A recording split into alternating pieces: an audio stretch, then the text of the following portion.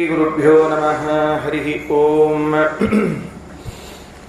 जयति हरिरचिन्त्यः सर्वदेवैकवन्द्यः परमगुरुरभीष्टावप्तिदः सज्जनानां निखिलगुणगणार्णो नित्यनिर्मुक्तदोषः सरसिजनयनोऽसौ श्रीपतिर्मानदो नः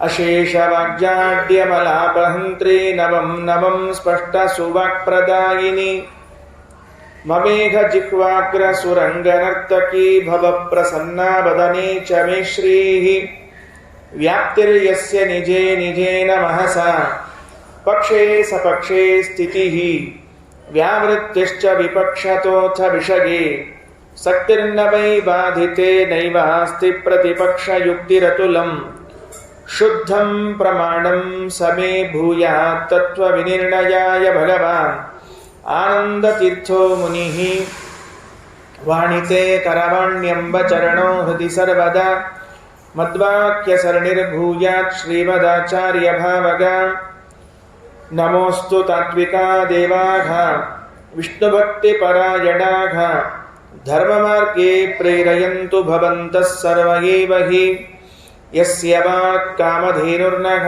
कामितार्थान् प्रयच्छति सेवेतं जययोगीन्द्रं कामबाणच्छिदं सदा अस्मद्गुरुसमारम्भां टीकाकृत्पादमध्यगां श्रीमदाचार्यपर्यन्तां वन्दे गुरुपरम्परां पृथ्वीमण्डलमध्यस्थाः पूर्णबोधमतानुगाः वैष्णवा विष्णुहृदयाः तान्नमस्ये गुरून् मम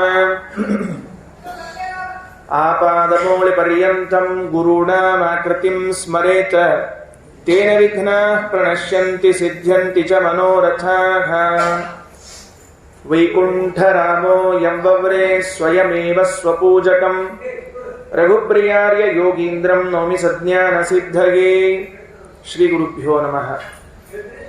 ಇವತ್ತಿನ ಕಥಾನಾಯಕರು ಶ್ರೀಮದ್ ಜಯತೀರ್ಥರು, ಟೀಕಾಕೃತ್ಪಾದರು, ಶ್ರೀಮನ್ ನ್ಯಾಯಸುಧಾಕಾರರು ಅಂತ ಪ್ರಸಿದ್ಧರಾದವರು.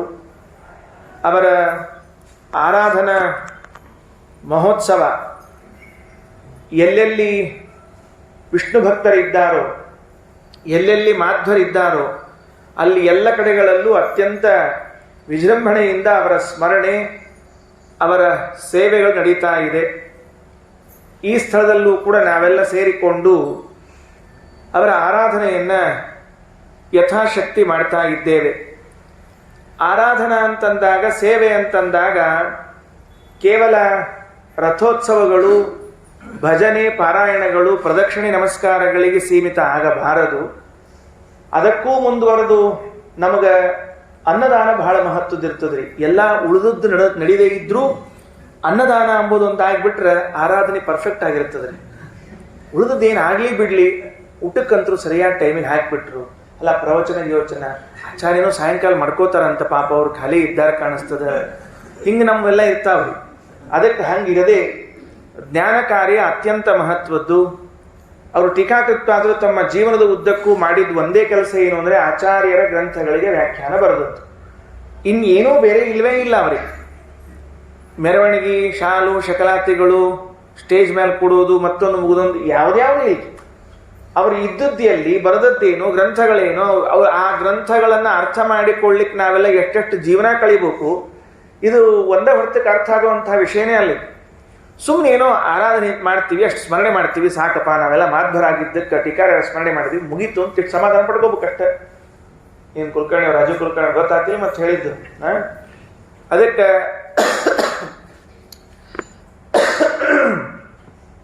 ಶ್ರೀಮದ್ ಜಯತೀರ್ಥರ ಆರಾಧನೆಯನ್ನ ಅನ್ವರ್ಥಕವಾಗಿ ಮಾಡಬೇಕು, ಸಾರ್ಥಕವಾಗಿ ಮಾಡಬೇಕು ಅಂತ ಆದರೆ ಅವರ ಮಹಿಮೆಯನ್ನ ಕೇಳುವುದರ ಜೊತೆಗೆ ಅವರ ಕೃತಿಗಳಲ್ಲಿನ, ಅವರ ಗ್ರಂಥಗಳಲ್ಲಿನ ಒಂದೆರಡು ಮಾತುಗಳನ್ನು ಅರ್ಥ ಮಾಡಿಕೊಳ್ಳುವ ಪ್ರಯತ್ನ ಮಾಡಿದರೂ ನಾವು ಅವರ ಆರಾಧನೆಯನ್ನ ಸರಿಯಾದ ರೀತಿಯಲ್ಲಿ ಆಚರಣೆ ಮಾಡಿದಂತೆ. ಶ್ರೀಮದ್ ಟೀಕಾಕೃತ್ಪಾದರು ಇವತ್ತು ಆಷಾಢ ಕೃಷ್ಣ ಪಂಚಮಿಯಂದು ವೃಂದಾವನ ಪ್ರವೇಶ ಮಾಡಿದ್ದಾರೆ. ಭೌತಿಕವಾಗಿ ನಮ್ಮೆಲ್ಲರ ಕಣ್ಣಿಗೆ ಕಾಣದೇ ಇದ್ದಂತೆ ವೃಂದಾವನದಲ್ಲಿ ಸದಾ ವಿರಾಜಮಾನರಾಗಿದ್ದು ಸೇವೆ ಮಾಡುವವರಿಗೆ ಅವರ ಗ್ರಂಥಗಳನ್ನು ಅಧ್ಯಯನ ಮಾಡುವವರಿಗೆ ಮಹಾಫಲಪ್ರದರಾಗಿದ್ದಾರೆ ಎಂಬುದು ಎಲ್ಲರಿಗೂ ಗೊತ್ತಿರುವಂತಹ ವಿಷಯ. ಪಂಚಮಿ ಅಂತ ಹೇಳ್ತಿರ್ತಾರೆ ನೋಡ್ರಿ, ನಮ್ಮಲ್ಲಿ ತಿಥಿಗಳಿಗೂ ಬಹಳ ಮಹತ್ವರಿ. ಪಾಡ್ಯ, ಬಿದಿಗಿ, ತದಿಗಿ ಎಲ್ಲಕ್ಕಿಂತ ಮುಖ್ಯ ಪಾಡ್ಯ ಬಹಳ ಮಹತ್ವದ್ರಿ. ಯಾಕಂದ್ರೆ ಅವತ್ತು ಓದೋದಿಲ್ಲ, ಬರೆಯೋದಿಲ್ಲ, ಏನಿರಂಗಿಲ್ಲ, ಅವ್ರು ಬಹಳ ಮಹತ್ವದ್ದು. ಏಕಾದಶಿ ಸ್ವಲ್ಪ ತ್ರಾಸ ಆಗ್ತಿರುತ್ತೆ, ಯಾಕಂದ್ರೆ ಹೊಟ್ಟಿಗೆ ಏನಿರಂಗಿಲ್ಲ, ಏನಿರಂಗಿಲ್ಲ ಅಂತ ತಿಳ್ಕೊಂಡು. ಪಾಡ್ಯಕ್ಕೆ ತಲೆಗೇನಿರಬಾರ್ದು, ಏಕಾದಶಿ ಹೊಟ್ಟಿಗೆ ಏನಿರಬಾರ್ದು ಅಂತ ಹೇಳಿ ವ್ಯವಸ್ಥೆ ಮಾಡ್ಯಾರ. ಅದಕ್ಕೆ ಒಂದೊಂದು ತಿಥಿಗಳಲ್ಲೂ ಅದಕ್ಕೆ ಅದರದೇ ಆದ ಮಹತ್ವ ಇದೆ. ಇವತ್ತು ಪಂಚಮಿ ಅಲ್ವಾ, ಒಂದು ದೃಷ್ಟಾಂತ ಹೇಳಿರ್ತೀನಿ. ವಾದರಾಜ ಸ್ವಾಮಿಗಳವರು ರುಕ್ಮಿಣೇಶ ವಿಜಯದಲ್ಲಿ ಹೇಳುವಾಗ ಒಂದು ಯುಕ್ತಿಯನ್ನು ಹೇಳ್ತಾರೆ. ಶ್ರೀಕೃಷ್ಣ ಸರಿಯಾಗಿ ಅಷ್ಟಮಿ ದಿವಸ ಹುಟ್ಟಿದ್ನಂತೆ, ಕೃಷ್ಣ ಪಕ್ಷ ಅಷ್ಟಮಿ ಹುಟ್ಟಿದ್ನಂತ. ಯಾಕೆ ಅಂತ ಕೇಳಿದ್ರಂತೆ ಯಾರು. ಅಷ್ಟಮಿ ಹುಟ್ಟಿದ್ದಾನೆ, ರಾತ್ರಿ ಹುಟ್ಟಿದ್ದಾನೆ, ಎರಡು ಬೇರೆ. ಈ ಕೃಷ್ಣ ರಾಮನಂಗ ಮಠ ಮಧ್ಯಾಹ್ನ ನವಮಿ ಹಿಂಗೆ ಹುಟ್ಲಿಲ್ರಿ. ಅವು ಕೃಷ್ಣಾಷ್ಟಮಿ.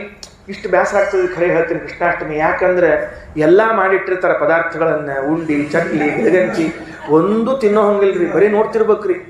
ಎಷ್ಟೊತ್ತು ನೋಡಿದಿರ್ತದ್ರಿ ಎಲ್ಲರ. ಅದ್ರೊಳಗೆ ನಮ್ಮ ಮಠದ ಪಂಚಾಯದಾಗಂತರೂ ಮರುದಿವ್ಸ ಸಂಜಿಗೆ, ಮರುದಿವ್ಸ ರಾತ್ರಿಗೆ 12 ಅವ್ರು ಯಥೋಚಿತವಾಗಿರಿ. ಯಾಕಂದ್ರೆ ಸ್ವಾಮಿಗಳಿಗೆ ಸಾಧನ ಅನುಷ್ಠಾನ ಅಂತ ಇರ್ತದ್ರಿ, ನಮ್ಮಂಥವ್ರಿಗೆ ಸಾಧನ ಬೇರೆ ಇರ್ತದೆ. ಅದಕ್ಕೆ ಹಂಗೆ ಹಾಕಿಬಿಟ್ಟಿರ್ತಾರೆ, ಏನಿಲ್ಲ ರಾತ್ರಿ. ಅದಕ್ಕೆ ವಾದರಾಜ ಸ್ವಾಮಿಗಳು ಅಂದ್ರು, ಅದು ರಾತ್ರಿನೇ ಯಾಕೆ ಅವತಾರ ಮಾಡಿದ, ಅಷ್ಟಮಿನೇ ಯಾಕೆ ಅವತಾರ ಮಾಡಿದ ಅಂತ ಒಂದು ಪ್ರಶ್ನೆ ಕೇಳಿಕೊಂಡು ರುಕ್ಮಿಣೇಶ ವಿಜಯದಲ್ಲಿ ಒಂದು ಉತ್ತರ ಕೊಟ್ಟಿದ್ದಾರೆ. ತಿಥಿರ್ನಿಶಾಸಾಚ ಗುಣೋಚಿತೈವ ದಿಗಷ್ಟಕ್ಕೆ ರಾತ್ರಿ ಚರಾನ್ ಜಿಗೀಶೋಹೋ. ದೇವರು ಯಾಕೆ ಅಷ್ಟಮಿ ಅವತಾರ ಮಾಡಿದ್ದಾನೆ ಅಂದ್ರೆ, 8 ದಿಕ್ಕುಗಳಲ್ಲಿ, ದಿಕ್ಕಿರೋದು 8 8 ದಿಕ್ಕುಗಳಲ್ಲಿ ಅಸುರರು, ದೈತ್ಯರು ಎಲ್ಲಿಯೇ ಅಡಗಿ ಕುಳಿತಿದ್ದರು ಅವರನ್ನ ಹುಡುಕಿ ತೆಗೆದು ನಾನು ಸಂಹಾರ ಮಾಡ್ತೇನೆ ಅಂತ ತಿಳಿಸುವುದಕ್ಕಾಗಿ ಅಷ್ಟಮಿ ಅವತಾರ ಮಾಡಿ ಬಂದಿದ್ದಾನಂತೆ. ಅದು ರಾತ್ರಿ ಯಾಕೆ ಅವತಾರ ಮಾಡಿದ ಅಂತ ಕೇಳಿದ್ರೆ, ಅವ್ರು ಅಸುರರೆಲ್ಲರಿಗೂ ಕೂಡ ನಿಶಾಚರರು ಅಂತ ಹೆಸರದರಿ. ಅಂದ್ರೆ ರಾತ್ರಿ ಅಡ್ಡಾಡ್ತಿರ್ತಾರಂತವ್ರು, ಹಿಂದಕ್ಕೆ ಮತ್ತೆ ಈಗಲ್ಲ. ಅಂದ್ರೆ ಒಂದು ಕಾಲದೊಳಗೆ ಎಲ್ಲಾ ಅಸುರರು ರಾತ್ರಿ ಅಡ್ಡಾಡ್ತಿದ್ರು ಅಂತ. ಈಗೇನ್ ಮಾಡ್ರೆ ಗೊತ್ತೇನ್ರಿ, ಅವರೆಲ್ಲ ತಮ್ಮ ಮನ್ಯಾಗಿದ್ದಾರೆ ಪಾಪ. ನಾವ್ ಅಡ್ಡಾಡ್ತೀವಿ ರಾತ್ರಿ ಎಲ್ಲ 1, 2, 3 ಯಾವಾಗ ಬೇಕಾವ ಅಡ್ಡಾಡ್ತಿರ್ತೀವಿ. ಅವ್ರು ಹೇಳ್ತಿರ್ತಾರೆ ತಮ್ಮ ಮನ್ಯಾಗ ತಮ್ಮ ಹೆಂಡತಿ ಮಕ್ಕಳಿಗೆ, ಹೊರಗೆ ಹೋಗ್ಬೇಡ್ರಿ ಈಗ ಸುಮಾರದ ಟೈಮ್ ಅಂತ ಹೇಳ್ತಿರ್ತಾರೆ. ಯಾಕಂದ್ರೆ ನಾವು ಅಡ್ಡಾಡ್ತಿರ್ತೀವಿ. ನಿಶಾಚರರು ಅಂತ ತಿಳಿದುಕೊಂಡು ಹೇಳಿ ಅವರಿಗೆ. ಅದಕ್ಕೆ ದೇವರಂದ ಮಧ್ಯಾಹ್ನ ನಾನು ಅವತಾರ ಮಾಡಿಬಿಡೋದು, ಅವ್ರು ರಾತ್ರಿ. ಈಗ ಹೆಂಗಿರ್ತದ್ರಿ, ಕಳ್ಳ ಪೊಲೀಸ್ ಆಟ ಅಂತ ಇರ್ತದ್ರಿ. ಅವರು ಕಳ್ಳರು ರಾತ್ರಿ ಕಳ್ಳತನ ಮಾಡ್ತಿರ್ತಾರೆ, ಪೊಲೀಸರು ಬೆಳಿಗ್ಗೆ ಹುಡುಕ್ತಿರ್ತಾರೆ, ಒಬ್ರು ಸಿಗುದೇ ಇಲ್ಲ, ಒಬ್ರಿಗೊಬ್ಬರಿಗೆ ಸಂಬಂಧ ಇರುವುದೇ ಇಲ್ಲ. ಹಂಗ ದೇವರಂದ ರಾತ್ರಿಯೇ ಅವತಾರ ಮಾಡ್ತೀನಿ, ನೀವು ನಿಶಾಚರರಲ್ವಾ, ನಿಮ್ಮನ್ನ ಆ ಕಾಲದಲ್ಲೇ ಹಿಡಿತೀನಿ, 8 ದಿಕ್ಕುಗಳಲ್ಲಿ ನೀವೆಲ್ಲಿ ಹೋಗಿದ್ರು ಕೂಡ ಹಿಡಿದುಕೊಂಡು ಬಂದು ಹೊಡೆದು ಹಾಕ್ತೀನಿ ಅಂತ ತಿಳಿಸ್ಲಿಕ್ಕೆ ಅಷ್ಟಮಿ ರಾತ್ರಿ ಅವತಾರ ಮಾಡಿದ್ದಾನೆ ಅಂತ ವಾದರಾಜ ಸ್ವಾಮಿಗಳವರು ಕೃಷ್ಣಾಷ್ಟಮಿಗೆ ರಾತ್ರಿಗೆ ಒಂದು ಯುಕ್ತಿಯನ್ನು ಕೊಟ್ಟಿದ್ದಾರೆ. ಹಾಗಾದ್ರೆ ಅದೇ ಯುಕ್ತಿಯನ್ನು ನಾವು ಉಪಯೋಗಿಸಿಕೊಂಡ್ರೆ ಟೀಕಾಕೃತ್ತಾದರ ಪಂಚಮಿಗೆ ಒಂದು ಹೊಸ ಅರ್ಥ ಬರಬಹುದೇನೋ ಅಂತ. ರಾಯರು ಅವ್ರದ್ದು ಆರಾಧನೆ ಅಂದ್ರೆ ದ್ವಿತೀಯ, ರಾಯರ ಆರಾಧನೆ ದ್ವಿತೀಯ ಹೋದಿಲ್ಲ, ಮತ್ತೆ ನೋಡ್ಕೊಡ್ರಿ ಯಾವಾಗ ಅಂತ ಹೇಳಿ. ಕೃಷ್ಣ ಪಕ್ಷದಾಗ ಅವ್ರದ್ದು ರಾಯರ ಆರಾಧನೆ ಕೃಷ್ಣ. ವಾದರಾಜ ಸ್ವಾಮಿಗಳದ್ದು ತೃತೀಯ, ಅವ್ರದ್ದು ಕೃಷ್ಣ ಪಕ್ಷದಾಗ. ವ್ಯಾಸರಾಜರದ್ದು ಚತುರ್ಥಿ, ಅವ್ರದ್ದು ಕೃಷ್ಣ ಪಕ್ಷದಾಗ. ಟೀಕಾರಾರಾಧನೆ ಪಂಚಮಿ, ಅವ್ರದ್ದು ಕೃಷ್ಣ ಪಕ್ಷದಾಗ. ಇವರೊಷ್ಟರು ಕೃಷ್ಣನ ಪಕ್ಷಕ್ಕೆ ಇದ್ದವ್ರಿ, ಬೇರೆ ಪಕ್ಷಕ್ಕೆ ಇಲ್ಲೇ ಇಲ್ಲ. ಅದಕ್ಕೆ ಕೃಷ್ಣ ಪಕ್ಷ ಕೃಷ್ಣ ಪಕ್ಷ ಕೃಷ್ಣ ಪಕ್ಷ ಅಂತ ಹೇಳ್ಕೊಂಡ್ ಬರೋರು ನೋಡ್ರಿ. ದ್ವಿತೀಯ ದಿವಸ ರಾಯರ ಆರಾಧನೆ, ಅದ್ರದ್ದೇನು ಸೂಚನಾ ಅಂದ್ರೆ ಅದು ತಿಥಿ ಎಲ್ಲ ಯೋಗ್ಯ ಇರ್ಬೇಕಲ್ಲ. ಮತ್ತೆ ಭೇದ ಯಾವಾಗ್ಲೂ ಇದ್ದೇ ಇರ್ತದೆ, 2 ಅಂಬೋದು ಅದನ್ನ ಬಿಡ್ಲಿಕ್ಕೆ ಬರುವುದೇ ಇಲ್ಲ. ಅದಕ್ಕೆ ಅವ್ರು ದ್ವಿತೀಯ. ವಾದರಾಜ ಸ್ವಾಮಿಗಳು ತೃತೀಯ. ಯತ್ರ ಸರ್ಗೋ ವೃಷ, ಜೀವ ಜಡ ಈಶಾ ಅಂಬೋದು ಈ 3 ಜಗತ್ನೊಳಗೆ ಸದಾ ಕಾಲ ಇರ್ತಾವ, ಎಂದೂ ಯಾರು ವ್ಯತ್ಯಾಸ ಆಗೋದಿಲ್ಲ. ಜೀವ ಬ್ರಹ್ಮ ಆಗೋದಾಗ್ಲಿ, ಬ್ರಹ್ಮ ಜೀವ ಆಗೋದಾಗ್ಲಿ, ಜಗತ್ ಸುಳ್ಳಾಗೋದಾಗ್ಲಿ ಆಗೋದಿಲ್ಲ. 3 ಹಂಗ ಉಳಿದಿರ್ತಾವ. ಅದಕ್ಕೆ ಅವ್ರು ತೃತೀಯ. ಈ ಚತುರ್ಥಿ ವ್ಯಾಸರಾಜರು. ಯಾಕಂದ್ರೆ ನೀವು ಭಗವಂತನಿಗೆ ಏನ್ ಸೇವಾ ಮಾಡಿದ್ರು ಪುರುಷಾರ್ಥಗಳು 4 ಧರ್ಮ, ಅರ್ಥ, ಕಾಮ, ಮೋಕ್ಷ ಅಂತ 4 ಸಿಗುವಂಥದ್ದು. ಹಿಂಗವರು ರಾಯರು ದ್ವಿತೀಯ ಹುಟ್ಟಿ ದ್ವಿತೀಯ ವೃಂದಾವನ ಪ್ರವೇಶ ಮಾಡಿ 2 ಭೇದ ಉಳಿತದೆ. 3 ವಾದರಾಜ ಸ್ವಾಮಿಗಳು ವೃಂದಾವನ ಪ್ರವೇಶ ಮಾಡಿ ಜಗತ್ತು, ಜೀವ, ಪರಮಾತ್ಮ ಇವ್ರು 3 ಯಾವಾಗ್ಲೂ ಇರೋರು.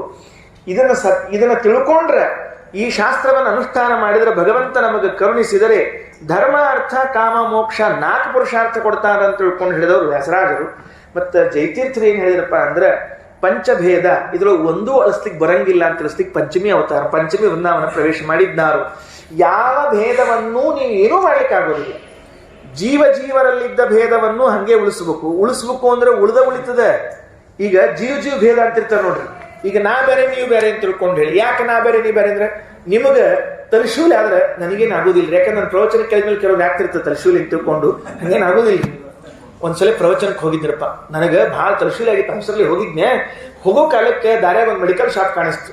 ತಲಶೂಲಿ ಆಗಿದೆ, ಒಂದು ಜಡ್ಡು ಬಾಂಬ್ ತೊಗೊಂಡು ಹೋಗೋಣಂತ ಬರ್ಲಿ ಹಚ್ಕೊಳಿಕ್ ಬರ್ತ ಅಂತ ತಿಳ್ಕೊಂಡು ತೊಗೊಂಡು ಹೋಗಿಬಿಟ್ಟೆ. ಅವಸರದಾಗ ಬಾಜುಕಿದ್ದವರು ಪುರಾಣ ಪುಸ್ತಕ ತೆಗೆದಿರ್ಬೇಕಲ್ಲ, ಚೀಲ್ದಾಗಿನ ಪುಸ್ತಕ ತೆಗೆದಿರೋ ಕಾಲಕ್ಕೆ ಜಡ್ಡು ಬಾಂಬು ಹೊರಗಿಟ್ಬಿಟ್ರು. ಎಲ್ಲರೂ ನೋಡ್ಲಿಕ್ಕೆ ನೀವ್ ಹೆಂಗ್ ನೋಡ್ಲಿಕ್ಕಿಲ್ಲ ಹಂಗೆ ಜಂಡು ಬಾಂಬು ಪುಸ್ತಕ ಹೊರಗೆ ಇಟ್ಬಿಟ್ರು. ನಾ ಹೇಳಿದೆ ಇದಕ್ಕೊಂದೇನು ಹೇಳ್ಬೇಕು, ಈಗಿಲ್ಲ ಜನ ತಪ್ಪು ತಿಳ್ಕೊತಾರೆ. ಅದಕ್ಕೆ ಹೇಳಿದೆ ಪುರಾಣ ಮುಗಿದ್ಮೇಲೆ ಒಂಚೂರು ಹಚ್ಕೊಂಡು ಹೋಗ್ಬಿಡ್ರಿಪ್ಪ ಅಂತ ಹೇಳ್ಬಿಟ್ಟು ಅಷ್ಟ ಕೆಲಸ. ಜೀವ ಭೇದ ಇರಲೇಬೇಕ್ರಿ. ಜಡಕ್ಕ ಭೇದ ಭೇದ ಇದ್ದಿದ್ದಿಲ್ಲ ಅಂದ್ರೆ ನೀರು ಕುಡ್ದಾಗ ಆಗೋ ಆನಂದ ಹಾಲು ಕುಡ್ದಾಗ ಆಗೋದಿಲ್ಲ. ಎಷ್ಟೇ ಹಾಲು ಕುಡಿರಿ ಮತ್ ಮ್ಯಾಲೆ ನೀರು ಬೇಕು ಅಂತ ಅನಿಸ್ತದೆ. ಎಲ್ಲಾ ಪದಾರ್ಥಗಳಲ್ಲೂ ಭೇದ ಇದ್ದದ್ದೇ. ಅದೇನದ ಶ್ರೀಮದಾಚಾರ್ಯ ಅಂತಾರ, ಭೇದ ಅಂದ್ರೆ ಏನ್ ಅನ್ಕೊಂಡಿರಿ? ಇವು ಕೆಲವರಿಗೆಲ್ಲ ಈ ಭೇದ ಅಂತ ಅಂದ್ಕೊಳ್ಳಿ, ಇವೆಲ್ಲ ಭೇದವಾದಿಗಳಪ್ಪ ಬೇಡ ಅಂತ ತಿಳ್ಕೊಂಡು. ಭೇದ ಅಂದ್ರೆ ಅದರ ಸ್ವರೂಪ ಅಂತ ಅರ್ಥ, ಬೇರೇನಿಲ್ಲ. ಭೇದ ಶಬ್ದಕ್ಕೆ ಅರ್ಥ ಏನು ಅಂದ್ರೆ ಆಯಾ ವಸ್ತುವಿನ ಸ್ವರೂಪ. ಜಡಕ್ಕೆ ಜಡ ಸ್ವರೂಪ, ಚೇತನಕ್ಕೆ ಚೇತನ ಸ್ವರೂಪ, ಹಂಗೆ ಇರ್ತದೆ, ಅದು ಹೋಗುವುದಿಲ್ಲ.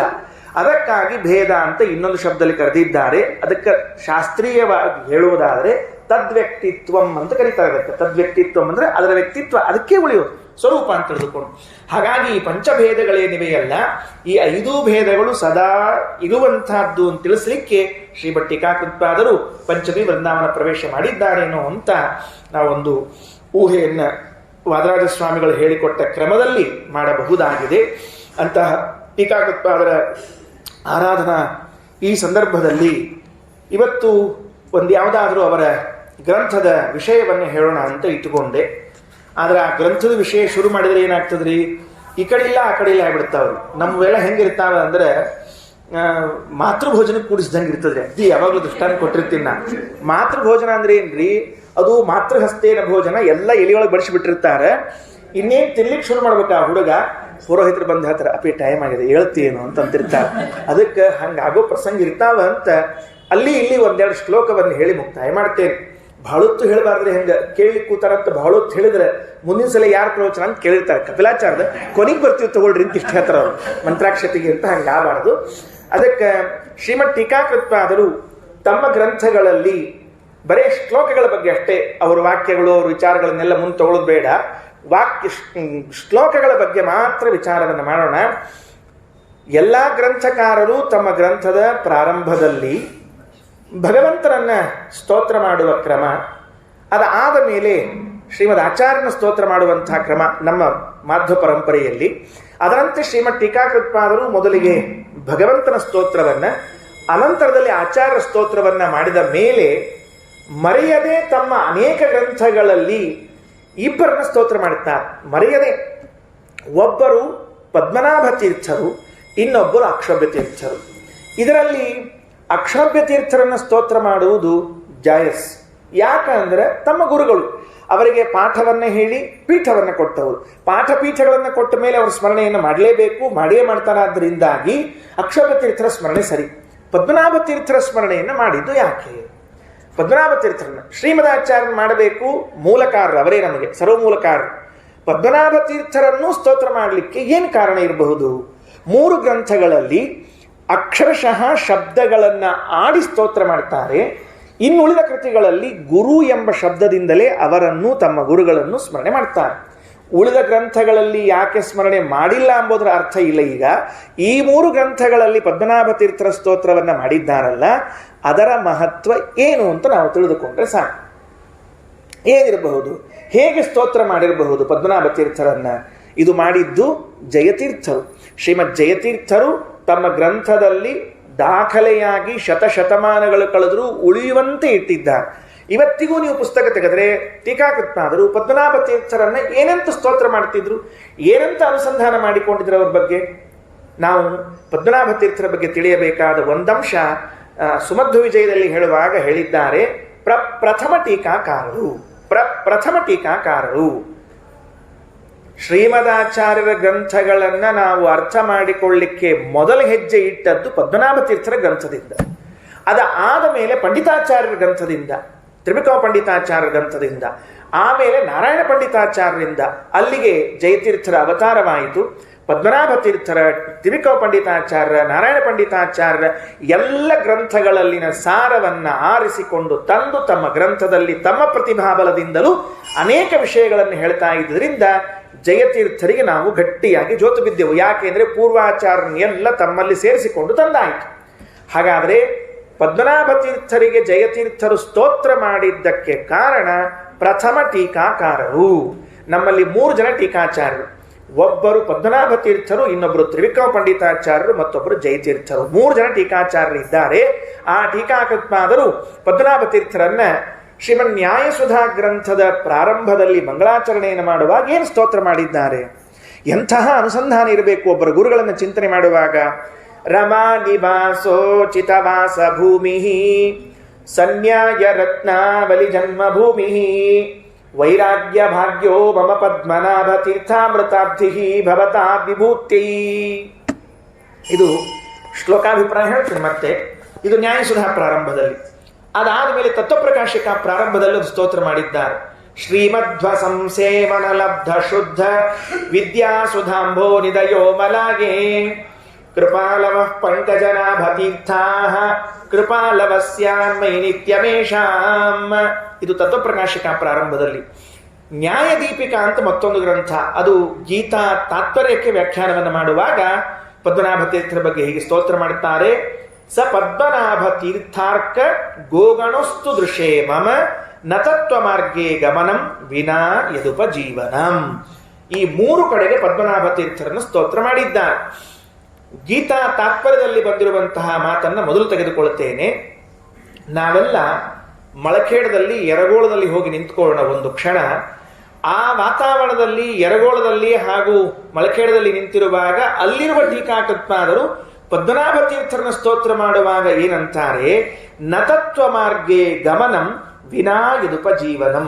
ಪದ್ಮನಾಭ ತೀರ್ಥರು ನನ್ನ ಕೈಯನ್ನು ಹಿಡಿದುಕೊಂಡು ನಡೆಸದೇ ಹೋಗಿದ್ದರೆ ನಾನು ಶ್ರೀಮದಾಚಾರ್ಯರ ಗ್ರಂಥದಲ್ಲಿ ಪ್ರವೇಶ ಮಾಡಲಿಕ್ಕೆ ಸಾಧ್ಯವೇ ಇದ್ದಿದ್ದಿಲ್ಲ, ಸಾಧ್ಯವೇ ಇಲ್ಲ. ಎಂತಹ ವಿಶ್ವಾಸ! ಸ್ವಯಂ ಟೀಕಾಕೃತ್ಪಾದರ ಗ್ರಂಥಗಳನ್ನು, ಸುಧಾದಿ ಗ್ರಂಥಗಳನ್ನು ಓದಿದರೆ ಅಷ್ಟು ಯಾರಾದರೂ ಬರೆದಿದ್ದಾರೋ ಇಲ್ಲವೋ ಅಂತನ್ನುವಂತಹ ಬುದ್ಧಿ ಬೆರಗಾಗಿ ನಿಂತು ಬಿಡುತ್ತದೆ. ಪ್ರಚಂಡ ಪಾಂಡಿತ್ಯ. ಆಭಾಸತ್ವಮಿಯಾಯ ತಾರ್ಕಿಕ ಮತಂ ಪ್ರಾಭಾಕರ ಪ್ರಕ್ರಿಯಾ ಶೋಭಾಂ ನೈವ ಬಭಾರ ದೂರ ನಿಹತ ವೈಭಾಷಿಕಾದ್ಯುಕ್ತಯ ಶ್ರೀ ಭಾರೇಣ ನತಾಶ್ಚ ಶಂಕರ ಮುಖಾಹ ಶೋಭಾಕರೋ ಭಾಸ್ಕರ. ಏನು ಎಲ್ಲ ಮತಗಳು ಜಯತೀರ್ಥರ ಮುಂದೆ ಸೋತು ಶರಣಾಗಿ ಹೋಗಬೇಕು. ನಾನಿದನ್ನೇನೋ ಜಯತೀರ್ಥರ ಫಾಲೋವರ್ ಅಂತ ಹೇಳ್ತಿಲ್ಲ. ಅವರ ವಾಕ್ಯಗಳನ್ನು ಓದಿ ಆನಂದಪಟ್ಟು ಸಂತಸದಿಂದ ಈ ಮಾತನ್ನು ಹೇಳ್ತಾ ಇದ್ದೇನೆ. ನೆನಪಿಟ್ಟುಕೊಳ್ಳ್ರಿ, ನಿಮಗೆಲ್ಲರಿಗೂ ಶ್ರೀಮದ್ ಟೀಕಾಕೃತ್ಪಾದರ ವಾಕ್ಯಗಳು ಅರ್ಥ ಆಗ್ತವೆ. ಅದೊಂದು ಸ್ವಾರಸ್ಯ ಇದೆ. ಹೇಗೆ ಶ್ರೀಮದಾಚಾರ್ಯ ವಾಕ್ಯಗಳು ಬಾಲಸಂಗಮಪಿ ಬೋಧಯದೃಶಂ ದುರ್ನಿರೂಪ ವಚನಂಚ ಪಂಡಿತೈ, ಬಾಲಕರಿಗೂ ಅರ್ಥ ಆಗುವಂತೆ ಶ್ರೀಮದಾಚಾರ್ಯರ ವಾಕ್ಯ, ಮುಗಿದ ಮೇಲೆ ಪಂಡಿತರು ಇದೇನಿರಬಹುದು ಅಂತೇನಾದರೂ ತೊಡೆ ತಟ್ಟಲಿಕ್ಕೆ ಬಂದರೆ ಮೊಣಕಾಲು ಊರಿಸುವಂತಹ ವಾಕ್ಯಗಳು ಎರಡೂ ಇವೆ. ಟೀಕಾಕೃತ್ಪಾದರ ವಾಕ್ಯಗಳು ಅಂಥದ್ದೇ, ಅಷ್ಟು ಅದ್ಭುತವಾದ ಸುಂದರವಾದ ವಾಕ್ಯಗಳು. ಅಂತಾರೆ, ನಾನೇನಾದರೂ ಆಚಾರ್ಯರ ವಾಕ್ಯಗಳಿಗೆ ವ್ಯಾಖ್ಯಾನ ಮಾಡಲಿಕ್ಕೆ ಹೊರಟಿದ್ರೆ ನನಗೆ ಪದ್ಮನಾಭ ತೀರ್ಥರು ದಾರಿ ತೋರಿಸ್ತಾರೆ. ನತತ್ವ ಮಾರ್ಗೇ ಗಮನಂ ವಿನಾ ಯದುಪಜೀವನಂ. ಹೇಗಿದ್ದಾರೆ ಪದ್ಮನಾಭ ತೀರ್ಥರು? ಸ ಪದ್ಮನಾಭ ತೀರ್ಥಾರ್ಕ ಗೋಗಣ. ಪದ್ಮನಾಭ ತೀರ್ಥರೆಂಬ ಸೂರ್ಯನಿಂದ ಹೊರಹೊಮ್ಮಿದ ಕಾಂತಿಗಳು, ಕಿರಣಗಳಿದೆಯಲ್ಲ, ಅಸ್ತು ಮಮ ದೃಶೆ, ನನ್ನ ಮಾರ್ಗದರ್ಶನಕ್ಕಾಗಿ ಇರಲಿ. ಕತ್ತಲೆಯಲ್ಲಿ ಹೊರಟವನಿಗೆ ಏನು ಕಾಣಿಸ್ಬೇಕು? ಸೂರ್ಯೋದಯವಾದರೆ, ಬೆಳಕು ಬಿದ್ದರೆ ತಾನೇ ಕಾಣಿಸ್ಲಿಕ್ಕೆ ಸಾಧ್ಯ ಆಗುವುದು. ಹಾಗಾದರೆ ಪದ್ಮನಾಭ ತೀರ್ಥರ ಮಾತುಗಳೆಂಬ, ಸೂರ್ಯನ ಮಾತುಗಳೆಂಬ ಕಿರಣಗಳಿಂದ ನಾನು ಪ್ರವೇಶ ಮಾಡ್ತೇನೆ. ನತತ್ವ ಮಾರ್ಗೇ ಗಮನಂ ವಿನಾ ಯದುಪಜೀವನಂ. ಹೇಳ್ರಿ ಒಂದ್ಸರ್ತಿ ನೋಡೋಣ ಮನಸ್ಸಿನಲ್ಲಿ. ನತತ್ವ ಮಾರ್ಗೇ ಗಮನಂ ವಿನಾ ಯದುಪಜೀವನಂ. ಪದ್ಮನಾಭ ತೀರ್ಥರ ವಾಕ್ಯಗಳು ಇದ್ದಿದ್ದಿಲ್ಲ ಅಂತಾದರೆ ನಾವು ಶ್ರೀಮದಾಚಾರ್ಯ ವಾಕ್ಯವನ್ನು ಓದಲಿಕ್ಕೆ ಸಾಧ್ಯ ಇಲ್ಲ ಅಂತ ಹೇಳಿದ ಮಹಾನುಭಾವರು ಶ್ರೀಮದ್ ಟೀಕಾಕೃತ್ಪಾದರು. ಇದು ಗೀತಾ ತಾತ್ಪರ್ಯದಲ್ಲಿ ಬಂದಿರುವಂತಹದ್ದು. ಶ್ರೀಮದ್ ನ್ಯಾಯಸುಧಾ ಪ್ರಾರಂಭದಲ್ಲಿ ಹೇಳುವಾಗ ಹೇಗಿದ್ದಾರೆ ಪದ್ಮನಾಭ ತೀರ್ಥರು ಅಂದರೆ ಒಂದು ಅಮೃತಾಬ್ಧಿ, ಒಳ್ಳೆ ಸಾಗರ, ಕ್ಷೀರಸಾಗರ. ಹೇಗಿರಬೇಕು ಅಂದರೆ ಪದ್ಮನಾಭ ತೀರ್ಥರ ಚಿಂತನೆ ಮಾಡ್ತಾ ಇದ್ರೆ ಇದನ್ನ ಜಯತೀರ್ಥರು ಮಾಡ್ತಿದ್ದಾರೆ. ನಾನು ನಮ್ಮ ಪದ್ಮನಾಭ ತೀರ್ಥರನ್ನು ಹೇಗೆ ಚಿಂತಿಸ್ತೇನೆ ಅಂತಂದ್ರೆ ಅವರೊಂದು ಕ್ಷೀರಸಾಗರ ಎಂಬುದಾಗಿ ಚಿಂತನೆ ಮಾಡ್ತೇನೆ. ಕ್ಷೀರಸಾಗರ ಅಂತಂದ್ಮೇಲೆ ಅಲ್ಲಿ ಏನಾಗಬೇಕು ಅಂದ್ರೆ, ಮೊದಲನೇದಾಗಿ ಕ್ಷೀರಸಾಗರದಲ್ಲಿ ಭಗವಂತ ವಾಸ ಮಾಡ್ತಿರ್ಬೇಕು. ದೇವರಲ್ಲಿ ಇದ್ದಾನೆ, ಕ್ಷೀರಸಾಗರದಲ್ಲಿ ಇದ್ದಾನೆ ಅಂತ ಹೇಳುತ್ತಾನೆ. ಇನ್ನೆಲ್ಲಿ ಇರಬೇಕು ಮತ್ತೆ ದೇವರು? ಸಾಗರದಲ್ಲೇ ವಾಸ ಮಾಡ್ತಾನೆ, ಕ್ಷೀರಸಾಗರದಲ್ಲೇ ಇದ್ದಾನೆ ಯಾವಾಗಲೂ. ಅದಕ್ಕೆ ವಾದರಾಜ ಸ್ವಾಮಿಗಳೊಂದು ರುಕ್ಮಿಣೀಶ್ವರ ಜಯದಲ್ಲಿ ಒಂದು ಮಾತು ಹೇಳ್ಯಾರ, ಬಾ ಚಂದ. ಏನು ಹೇಳ್ಯಾರ? ದೇವರು ಕ್ಷೀರಸಾಗರದಾಗ ಹೋಗಿ ಯಾಕೆ ಮಲ್ಕೊಂಡ ಅಂತ ಕೇರಂತ. ಕ್ಷೀರಸಾಗರ ಸಾಗರಕ್ಕೆ ಹೋಗಿ ಯಾಕೆ ಮಲ್ಕೊಂಡ ನಡುವ ಅಂತ ಕೇರಂತ. ಏನಿಲ್ಲ, ಬಿಸಿಲು ಭಾಳ ಆಗಿತ್ತಂತ ಅವತ್ತು, ಅದಕ್ಕೆ ತಂಪಿರ್ಲಿ ಅಂತ ತಿಳ್ಕೊಂಡು ಹೇಳಿ ಸಾಗರದಾಗ ಹೋಗಿ ಮಲ್ಕೊಂಡ ಅಂತ. 3 ಮಂದಿ ಅಂದ್ರೆ ರುಕ್ಮಿಣೀಶ ವಿಜಯದೊಳಗೆ ಗ್ರೀಷ್ಮ ಋತುವಿನ ವರ್ಣನ ಮಾಡ್ಲಿಕ್ಕೆ ಹೋಗಿ, ಗ್ರೀಷ್ಮ ಋತು ಎಷ್ಟು ತೀಕ್ಷ್ಣ ಇತ್ತು, ಎಷ್ಟು ಬಿಸಿಲು ಇತ್ತು ಅಂತ ಕೇಳಿದ್ರೆ ರುದ್ರದೇವರು ತಲೆ ಮೇಲೆ ಗಂಗಾನೇ ಇಟ್ಕೊಂಡ್ಬಿಟ್ರಂತ. ಬಿಸಿಲು ಭಾಳದ ಮಹಾರಾಯ, ತಲೆ ಮೇಲೆ ಒಂದಿಷ್ಟು ನೀರು ಹಾಕ್ಕೊಂಡ್ರ ಅಂತ ಅವ್ರು ಹಾಕ್ಕೊಂಡ್ರಂತ. ಬ್ರಹ್ಮದೇವ್ರು ಶಾಣ್ಯಾರ್ರಿ, ಇನ್ನು ಎಲ್ಲರ ಏರ್ ಕಂಡೀಷನ್ ರೂಮ್ ಅದೇನಂತ ನೋಡಿ ಅಲ್ಲೇ ಶಿಫ್ಟ್ ಆಗಿಬಿಟ್ರಂತ. ಯಾಕಂದ್ರೆ ನಾರಾಯಣನ ನಾಭಿಕಮಲದೊಳಗೆ ಬಂದು ಅಲ್ಲಿ ಕೂತ್ಕೊಂಡ್ಬಿಟ್ರಂತ. ಇವ್ ನಾರಾಯಣ ಎಲ್ಲಿ ಮಾಡಿದ ವಿಚಾರ ಎಲ್ಲಿರ್ಬೇಕು ಅಂತಂದ್ರೆ ಕ್ಷೀರಸಾಗರದಾಗ ಹೋಗಿಟ್ಬಿಟ್ನಂತ. ಹಿಂಗಾಗಿ ಇವರೆಲ್ಲ ಬಿಸಿಲಿಗೆ ಹೆದರಿಕೊಂಡೇನು ಹಂಗೆ ಕೂತಾರ ಅಂತನ್ನೋ ಹಂಗ ವಾದಸ್ವಾಮಿ ಹಾಸ್ಯವನ್ನು ಮಾಡ್ತಾರೆ. ಅದಕ್ಕೆ ನಾರಾಯಣ ಕ್ಷೀರಸಾಗರದಲ್ಲಿ ಇರ್ತಾನೆ. ಎರಡನೇದೇನು ಅಂತ ಕೇಳಿದ್ರೆ ಅದು ಬೆಳ್ಳಗಿರ್ಬೇಕ್ರಿ. ಕ್ಷೀರಸಾಗರ ಅಂಬೋದು ಬೆಳ್ಳಗಿರ್ಬೇಕು. ಮುಂದೆ ಮತ್ತೊಂದೇನು ಅಂದ್ರೆ ನಾನಾ ತರಹದ ರತ್ನಗಳು ಸಿಗುವಂತಹದ್ದಾಗಬೇಕು. ಅದಕ್ಕೆ ರತ್ನಾಕರ ಅಂತ ಹೆಸರು. ಅದು ಕ್ಷೀರಸಾಗರಕ್ಕೆ, ಒಟ್ಟಾರೆ ಸಾಗರಕ್ಕೆ ರತ್ನಾಕರ ಅಂತ ಹೆಸರು. ಕ್ಷೀರಸಾಗರಕ್ಕೂ ಹೌದು. ಯಾಕೆ ಅಂದ್ರೆ ಅಲ್ಲಿ ಹುಟ್ಟಿ ಬಂದ ರತ್ನಕ್ಕೆ ಸಾಟಿಯಾದ ರತ್ನ ಸಿಕ್ಕಿಲ್ಲ ನಮಗೆ. ಏನು ಸಾಟಿಯಾದದ್ದು? ಅಮೃತ ಹುಟ್ಟಿ ಬಂತು, ಅದಕ್ಕೆ ಸಾಟಿಯಾದದ್ದು ಎಲ್ಲಿದೆ? ಲಕ್ಷ್ಮೀದೇವಿ ಹುಟ್ಟಿ ಬಂದಿದ್ದಾಳೆ, ಒಂದು ರತ್ನ, ಇಲ್ಲಿ ಸಾಟಿ ಇದೆ? ಇಲ್ಲವೇ ಇಲ್ಲ. ಹಾಗಾಗಿ ಕ್ಷೀರಸಾಗರ ಅಂದ್ರೆ ಭಗವಂತನ ವಾಸ ಇರಬೇಕು, ರತ್ನಗಳು ಹುಟ್ಟಿರಬೇಕು, ಬೆಳ್ಳಗಿನ ಇರಬೇಕು. ಇದೇ ರೀತಿಯಾಗಿ ಪದ್ಮನಾಭ ತೀರ್ಥರು ಇದ್ದಾರೆ. ಹೇಗೆ? ರಮಾನಿವಾಸೋಚಿತವಾಸ ಭೂಮಿ. ರಮಾನಿವಾಸ ಅಂದ್ರೆ ಪರಮಾತ್ಮ. ಲಕ್ಷ್ಮೀದೇವಿ ಎಲ್ಲಿ ವಾಸ ಮಾಡ್ತಿರ್ತಾಳೆ? ಪರಮಾತ್ಮನಲ್ಲಿ ವಾಸ ಮಾಡ್ತಿರ್ತಾಳೆ. ವಕ್ಷಸ್ಥಳದಾಗ ಇಟ್ಕೊಂಡಲ್ಲ ಪರಮಾತ್ಮ ಲಕ್ಷ್ಮೀದೇವಿನ ರಮಾನಿವಾಸ ಅಂತ ಕರೀತಾನೆ. ಆ ರಮಾನಿವಾಸನಾದ ಲಕ್ಷ್ಮೀಪತಿಗೆ ಉಚಿತ ವಾಸ ಭೂಮಿ. ದೇವರು ಎಲ್ಲಾದರೂ ಇರಬೇಕು ಅಂತ ಆಲೋಚನೆ ಮಾಡಿದರೆ ಕ್ಷೀರಸಾಗರ ಬಿಟ್ಟ ಮೇಲೆ ಶ್ರೀಮದಾಚಾರ್ಯ ವಿಷಯ, ಲಕ್ಷ್ಮೀದೇವಿ ವಿಷಯ ಹೇಳ್ತಿಲ್ಲ. ಅವ್ರನ್ನೆಲ್ಲ ಇಂಟು ಬ್ರಾಕೆಟ್ ಒಳಗೆ ಇಟ್ಕೊಂಡಿರ್ರಿ, ಕನ್ಫ್ಯೂಸ್ ಮಾಡ್ಕೊಳ್ಳಿಕ್ ಹೋಗ್ಬೇಡ್ರಿ. ಯಾಕಂದ್ರೆ ನಮ್ಮಲ್ಲಿ ಅಂಥವ್ರು ಇರ್ತಾರ್ರಿ, ಹೇಳಿದ್ದೊಂದಿದ್ರು ತಿಳ್ಕೊಳ್ಳೋದೊಂದು ತಿಳ್ಕೊತಿರ್ತಾರ. ಅದಕ್ಕೆ ಅದನ್ನು ಬಿಟ್ಟು ಹೇಳಿಗತ್ತೀನಿ. ಎಲ್ಲಾದರೂ ವಾಸ ಮಾಡಬೇಕು ಅಂತ ಅಪೇಕ್ಷಿಸಿದರೆ ಭಗವಂತ ಪದ್ಮನಾಭ ತೀರ್ಥರ ಮನಸ್ಸಿನಲ್ಲಿ ವಾಸ ಮಾಡ್ತೀನಿ ಅಂತ ಅಪೇಕ್ಷೆ ಮಾಡ್ತಾನಂತೆ. ಪದ್ಮನಾಭ ತೀರ್ಥರಲ್ಲಿ ವಾಸ ಮಾಡ್ತೀನಿ ಅಂತ ಅಪೇಕ್ಷೆ ಮಾಡ್ತಾನಂತೆ. ಯಾರು ಹೇಳಿದವರು? ಜಯತೀರ್ಥರಂತಾರೆ ರಮಾನಿವಾಸೋಚಿತ ವಾಸಭೂಮಿ. ಏನ್ರಿ ಎಲ್ಲಾದರೂ ಪದ್ಮನಾಭ ತೀರ್ಥರು ಶ್ರೀಮದಾಚಾರ್ಯ ನೆಕ್ಸ್ಟ್ ಅವರಾದ ಕೂಡಲೇ ಆ ಪೀಠವನ್ನು ಏರಿ, ಹಂಸನಾಮಕ ಪರಮಾತ್ಮನ ಪೀಠವನ್ನು ಏರಿದ ಮಹಾನುಭಾವರಲ್ಲಿ ಭಗವಂತ ಅಪೇಕ್ಷೆ ಪಡ್ತಾನಂತೆ. ರಮಾನಿವಾಸೋಚಿತ ವಾಸಭೂಮಿ, ನಾನಲ್ಲಿರಬೇಕು. ಮತ್ತೇನ್ ಮಾಡಿದ್ದಾರೆ? ಹೌದು, ಭಗವಂತ ವಾಸ ಮಾಡ್ತಾನೆ. ಅಲ್ಲೂ ಕ್ಷೀರಸಾಗರದಲ್ಲಿ ಭಗವಂತ ಇದ್ದ, ಇಲ್ಲೂ ಭಗವಂತನಿದ್ದಾನೆ. ಮತ್ತೆ ಈ ಕ್ಷೀರಸಾಗರದಲ್ಲಿ ರತ್ನಗಳೆಲ್ಲ ಬರ್ತಾವಲ್ಲ, ಇವರಲ್ಲಿ ಏನಿದೆ? ಸನ್ಯಾಯ ರತ್ನಾವಲಿ ಜನ್ಮಭೂಮಿ. ಅವರು 2 ಟೀಕಾ ಗ್ರಂಥ, ಒಂದು ಭಾಷ್ಯಕ್ಕೆ, ಒಂದು ಅನುವ್ಯಾಖ್ಯಾನಕ್ಕೆ ಬರೆದಾರೆ. ಭಾಷ್ಯಕ್ಕೆ ಬರೆದದ್ದು ಸನ್ಯಾಯ ರತ್ನಾವಳಿ, ಅನುವ್ಯಾಖ್ಯಾನಕ್ಕೆ ಬರೆದದ್ದು ಸತರ್ಕ ದೀಪಾವಳಿ ಅಂತ ಹೇಳಿ ಬರೆದಿದ್ದಾರೆ. ಅದಕ್ಕೆ ಅವ್ರ ಗ್ರಂಥದ ಹೆಸರೇ ಸನ್ಯಾಯ ರತ್ನಾವಳಿ ಅಂತ. ಗ್ರಂಥದ ಹೆಸರೇ ರತ್ನಾವಳಿ ಅಂತಿದ್ದಾಗ ಅವರಲ್ಲಿ ಆ ರತ್ನಗಳು ಇದ್ದಾಗ ತಾನೇ ಹೊರಗೆ ಬರ್ಲಿಕ್ಕೆ ಸಾಧ್ಯ ಅದ. ಹೆಂಗ ಸಮುದ್ರದಲ್ಲಿ ರತ್ನಗಳು ಇದ್ದಾಗ ಹೊರಗೆ ಬರ್ತದೋ ಹಂಗ ಪದ್ಮನಾಭ ತೀರ್ಥರಲ್ಲಿ ರತ್ನಗಳೆಲ್ಲ ಇದ್ದದ್ರಿಂದಲೇನೆ ಗ್ರಂಥ ಮಾಡುವಾಗ ಸನ್ಯಾಯ ರತ್ನಾವಳಿಯಾಗಿ ಬಂದ್ಕೊಂಡಿದೆ. ಸರಿ, ಆಮೇಲೆ ಅದೇನೋ ಹೇಳಿದ್ರಲ್ಲ, ಏನು ಅವರು ಕ್ಷೀರಸಾಗರ ಬೆಳ್ಳಗಿರ್ತದೆ ಅಂತ ತಿಳ್ಕೊಂಡು ಹೇಳಿ, ವೈರಾಗ್ಯ ಭಾಗ್ಯವೋ ಮಮ ಪದ್ಮನಾಭ ತೀರ್ಥಾಮೃತಾಬ್ಧಿ ಭವತಾದ್ವಿಭೂತ್ಯೈ. ವೈರಾಗ್ಯ ಭಾಗ್ಯ, ವೈರಾಗ್ಯ ಎಂಬುದು ಹೆಂಗಿರಬೇಕು? ಶುಕ್ಲ, ಶುಭ್ರವಾದದ್ದು. ಅದಕ್ಕೆ ಪದ್ಮನಾಭ ತೀರ್ಥದಲ್ಲಿರುವಂತಹ ವೈರಾಗ್ಯವೂ ಕ್ಷೀರಸಾಗರದಲ್ಲಿರುವಂತಹ ಶುಕ್ಲವರ್ಣವೂ ಸಮಾನವಾಗಿದೆ. ಆದ್ದರಿಂದ ನಮಗೆ ಪದ್ಮನಾಭ ತೀರ್ಥರು ಹಾಲಿನ ಸಾಗರದಂತೆ ಇದ್ದಾರೆ. ನಮಗೆ ವಿಭೂತಿ ಸಂಪತ್ತನ್ನು ಕೊಡ್ಲಿ ಅಂತ ತಿಳಿದುಕೊಂಡು ಶ್ರೀಮದ್ ನ್ಯಾಯಸುಧಾ ಪ್ರಾರಂಭದಲ್ಲಿ ಈ ತರಹದ ಸ್ತೋತ್ರವನ್ನು ಮಾಡಿದ್ದಾರೆ. ಇದು ಮುಗಿದ ಮೇಲೆ ತತ್ವಪ್ರಕಾಶಿಕ, ಅದು ಮುಖ್ಯವಾಗಿ ನಾನು ಈಗ ಹೇಳಿ ನಮ್ಮ ಉಪನ್ಯಾಸವನ್ನು ಮುಕ್ತಾಯ ಮಾಡ್ತೇನೆ. ಏನು ತತ್ವಪ್ರಕಾಶಿಕದಲ್ಲಿ ಹೇಳುವಾಗ ಏನಂತಾರೆ? ಜಯತೀರ್ಥರನ್ನುವುದು ಪದ್ಮನಾಭ ತೀರ್ಥರನ್ನು ಹೀಗೆ ಸ್ಮರಣೆ ಮಾಡ್ರಿ ನೀವು. ಹೇಗೆ? ಶ್ರೀಮಧ್ವ ಸಂಸೇವನ ಲಬ್ಧ ಶುದ್ಧ ವಿದ್ಯಾ ಸುಧಾಂಭೋ ನಿಧಯೋ ಮಲಾಗೆ ಕೃಪಾಲವಃ ಪಂಕಜನಾಭತೀರ್ಥಾಃ ಕೃಪಾಲವಸ್ಯಾನ್ಮೈ ನಿತ್ಯಮೇಷಾಂ.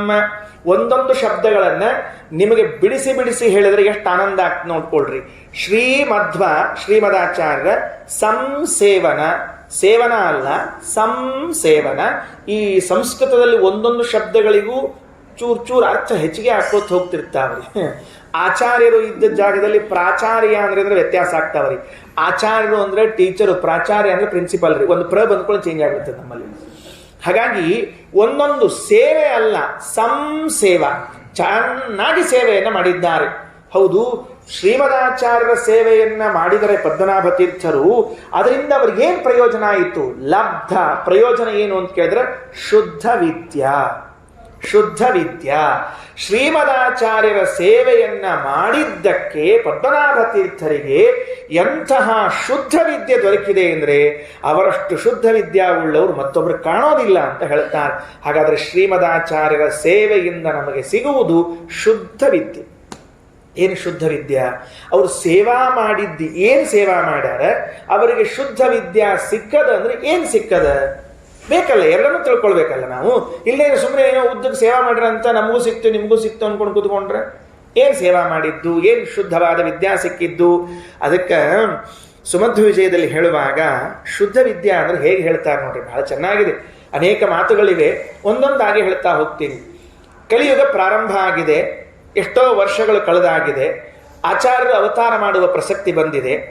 ದೇವತೆಗಳೆಲ್ಲ ಹೋಗಿ ಭಗವಂತನಿಗೆ ಕೇಳಿಕೊಂಡಂತೆ, ಸ್ವಾಮಿ ಕೆಳಗಡೆಗೆ ಭೂಮಿಗೆ ಮತ್ತೊಂದು ಸರ್ತಿ ಅವತಾರ ಮಾಡಬೇಕು, ನೀನು ಬರಬೇಕು ಅಂತ. ದೇವರಂದ ಸಾರಿ ಅಂದ್ಬಿಟ್ಟವ. ಅಲ್ಲೋ ಬಾ ಅಂತ ಕರೆದ್ರೆ ಒಲ್ಲೆ ಅಂತೀಯಲ್ಲೋ, ನಮಗೆ ಕರೆಯೋರಿಲ್ರಿ. ಯಾರು ಕರೆದ್ರೆ ಹೋಗ್ಬಿಡ್ತೀವಿ ಅಂತ ಕೂತಿರ್ತೀವಿ, ಕರೆಯೋರಿಲ್ರಿ. ಅವ್ನು ಕರೆದ್ರೆ ಒಲ್ಲೆ ಅಂದವ. ಯಾಕ? ನನಗೆ 3 ಯುಗದಾಗ ಮಾತ್ರ ಅವತಾರ ಮಾಡಬೇಕು ಅಂತ ಇಚ್ಛಾ ಅದ, ಮತ್ತು 4ನೇ ಯುಗಕ್ಕೆ ಬರೋದಿಲ್ಲ ಮಹಾರಾಯ. ನಾತಃ ಕಲವು ತ್ರಿಯುಗಭೂತಿರನುದ್ಬುಭೂಷು. 4ನೇ ಯುಗ ಅಂದ್ರೆ ಈ ಕಲಿಯುಗದಾಗ. ಈ ಕಲಿಯುಗದೊಳಗೆ ದೇವರ ಅವತಾರ ಮಾಡ್ಲಿಕ್ಕೆ ಒಲ್ಲೆ ಅಂತಾನಂತವ. ಯಾಕೆ ಹೇಳ್ರಿ ನೋಡಂತ? ಎಲ್ಲರೂ ಅಪನಂಬಿಕೆ ಉಳ್ಳವರೇ, ಇಲ್ಲಿ ಯಾರಿಗೂ ವಿಶ್ವಾಸ ಇಲ್ಲ. ಅಕಸ್ಮಾತ್ ದೇವರ ಅವತಾರ ಮಾಡಿ ಬಂದ ಅಂತ ಇಟ್ಕೊಳ್ರಿ, ನಮ್ಮ ಎದುರಿಗೆ ಶಂಕಾಚಕ್ರ ಹಿಡ್ಕೊಂಡು ಬಂದು ನಿಂತಿದ್ರೆ ಯಾವ ನಾಟಕ ಕಂಪನಿಯಿಂದ ಬಂದು ಹಿಂಗೆ ಕೇಳ್ತೀವಿ ನಾವು. ದೇವರು ಅಂತ ತಲೆ ಬರಂಗಿಲ್ಲ ನಮಗೇನ್ ಬರ್ತದೆ? ಯಾವ ನಾಟಕ ಕಂಪನಿಯಿಂದ ಬಂದು ಶಂಕಾಚಕ್ರ ಚಂದವಲ್ಲ, ನಮ್ಗೊಂಚೂರು ಕೊಡ್ತೀನು, ಹಿಡ್ಕೊಂಡು ನಿಂತ್ಕೋತೀವಿ 2 ನಿಮಿಷ. ದೇವರ ಮೇಲೆ ವಿಶ್ವಾಸನೇ ಇಲ್ಲ ಕಲಿಯುಗದಲ್ಲಿ ವಾಸ ಮಾಡುವಂತಹ ಜನರಿಗೆ. ದೇವರಂದ ಇಷ್ಟು ಅವಿಶ್ವಾಸ ಪಾತ್ರರಾದ ಜನರ ಮಧ್ಯದಲ್ಲಿ ನಾ ಬರುವುದಿಲ್ಲ, ಕ್ಯಾನ್ಸಲ್. ಬ್ರಹ್ಮದೇವ್ರ ಕಡೆ ನೋಡಿದ್ರಂತ. ಬ್ರಹ್ಮದೇವ್ರಂದ, ಸ್ವಾಮಿ ನೀ 3 ಯುಗದಾಗರ ಮಾಡ್ತೀನಿ, ನಾವು 1 ಯುಗದಾಗ ಮಾಡೋದಿಲ್ಲ ಅಂದ್ಬಿಟ್ಟ. ದೇವರಂದ, ಭಲೆ ಭಲೆ ಮಗನೇ, ಕರೆಕ್ಟ್ ಇದ್ದಿ, ನನ್ನ ಮಗ ನೀವು ಬರೋಬ್ಬರಿ ಇದ್ದಿ ಎಂದ. ಇನ್ನು ಯಾರೊಬ್ರು ಹೋಗ್ಬೇಕಾಗಿತ್ತಲ್ಲ, ಅದಕ್ಕೆ ಆಚಾರ್ಯರಿಗೆ ಹೇಳಿದ್ರಂತೆ, ವಾಯುದೇವರಿಗೆ, ನೀವೇ ಅವತಾರ ಮಾಡಬೇಕು ಅಂತ. ಏನ್ ಮಾಡ್ಬೇಕು ಹೋಗಿ ಅಂತ. ಅವತಾರ ಮಾಡಿ ಮಾಡುವ ಕೆಲಸ ಏನು? ಆ ಶ್ರೀಮದಾಚಾರ್ಯರು ಅವತಾರ ಮಾಡುವವರೆಗೆ ತತ್ವಜ್ಞಾನ ಪ್ರಪಂಚದಲ್ಲಿ ಎಷ್ಟು ಅಶುದ್ಧಿ ಉಂಟಾಗಿತ್ತು, ಎಷ್ಟು ಮೈಲಿಗೆ ಉಂಟಾಗಿತ್ತು ಅಂತಂದ್ರೆ ದೇವರೇ ಹೇಳಬೇಕಾಯಿತು ಬಾಯಿ ತೆಗೆದು. ವೇದಾಂತ ಮಾರ್ಗ ಪರಿಮಾರ್ಗಣ ದೀನ ದೂರಾಗ ದೈವೀ ಪ್ರಜಾ ವಿಶರಣ ಕರುಣಾ ಪದಂ ನಃ ಆನಂದಗೆ ಸುಮುಖ ಭೂಷಿತ ಭೂಮಿ ಭಾಗೋ ರೂಪಾಂತರೇಣ ಮಮ ಸದ್ಗುಣ ನಿರ್ಣಯೇನ. ಸದ್ಗುಣ ನಿರ್ಣಯೇನ ಶುದ್ಧ ವಿದ್ಯೆ ಅಂತ ಯಾವುದಕ್ಕೆ ಕರಿಬೇಕು ಅಂದ್ರೆ ಭಗವಂತನ ಸದ್ಗುಣಗಳ ನಿರ್ಣಯವನ್ನ ಮಾಡುವಂತಹ ವಿದ್ಯೆಯನ್ನ ಶುದ್ಧ ವಿದ್ಯಾ ಅಂತ ಕರಿಬೇಕು. ಇನ್ಯಾವುದಕ್ಕೂ ಶುದ್ಧ ವಿದ್ಯಾ ಅಂತ ಕರೆಯೋ ಹಂಗಿಲ್ಲ. ಮಮ ಸದ್ಗುಣ ನಿರ್ಣಯೇನ. ಶ್ರೀಮದ ವಾಯುದೇವರಿಗೆ ಅಂತಾನೆ ಭಗವಂತ, ಹೋಗು, ತಳಗೆ ಗ್ರಂಥಗಳೆಲ್ಲ ಅಶುದ್ಧವಾಗಿವೆ, ಮೈಲಿಗೆಯಾಗಿವೆ, ಅವನ್ನೆಲ್ಲ ಹೊರಗೆ ಸರಿಸಿ ಬೇರ್ಪಡಿಸಿ ಶುದ್ಧವಾದ ವಿಷಯವನ್ನು ತಿಳಿಸಿಕೊಡು ಜಗತ್ತಿಗೆ ಅಂತ ಹೇಳಿದ್ದಕ್ಕೆ ಯಾವುದು ಶುದ್ಧ ವಿದ್ಯೆ ಆಯಿತು? ಸದ್ಗುಣ ನಿರ್ಣಯ. ಯಾವ ಗ್ರಂಥವನ್ನು ನಾವು ಓದಿದಾಗ ಭಗವಂತನ ಗುಣಗಳ ಚಿಂತನೆ ನಮಗೆ ಬರುತ್ತೋ ಅದು ನಿಜವಾದ ಶುದ್ಧ ವಿದ್ಯೆ. ಯಾವ ಗ್ರಂಥವನ್ನು ಓದಿದಾಗ ನಮಗೆ ಭಗವಂತನ ಗುಣಗಳ ಬಗ್ಗೆ, ಭಗವಂತನ ಮಹಿಮೆಯ ಬಗ್ಗೆ, ಭಗವಂತನ ಕ್ರಿಯೆಗಳ ಬಗ್ಗೆ ತಿಳಿಯುವುದಿಲ್ಲವೋ ಅದನ್ನು ಶುದ್ಧ ವಿದ್ಯಾ ಅಂತ ಕರೀಲಿಕ್ಕೆ ಸಾಧ್ಯವೇ ಇಲ್ಲ. ಶ್ರೀಮಧ್ವ ಸಂಸೇವನ ಲಬ್ಧ ಶುದ್ಧ ಸರ್ವಮೂಲ ಗ್ರಂಥಗಳನ್ನು ಆಚಾರ್ಯರ ಮುಖದಿಂದಲೇ ಪಾಠವನ್ನು ಕಲಿತವರು. ಏನು ಸೇವಾ ಮಾಡಿರಬಹುದು? ಸೇವಾ ಏನು ಮಾಡಿರ್ತಾರೆ ಗೊತ್ತಿಲ್ಲ ಅಲ್ಲ ನಮಗೆ. ಅವರು ಪದ್ಮನಾಭ ತೀರ್ಥರು ಸೇವಾ ಮಾಡಿದ್ದನ್ನು ನಾವು ಹೆಂಗೆ ತಿಳ್ಕೋಬೇಕು?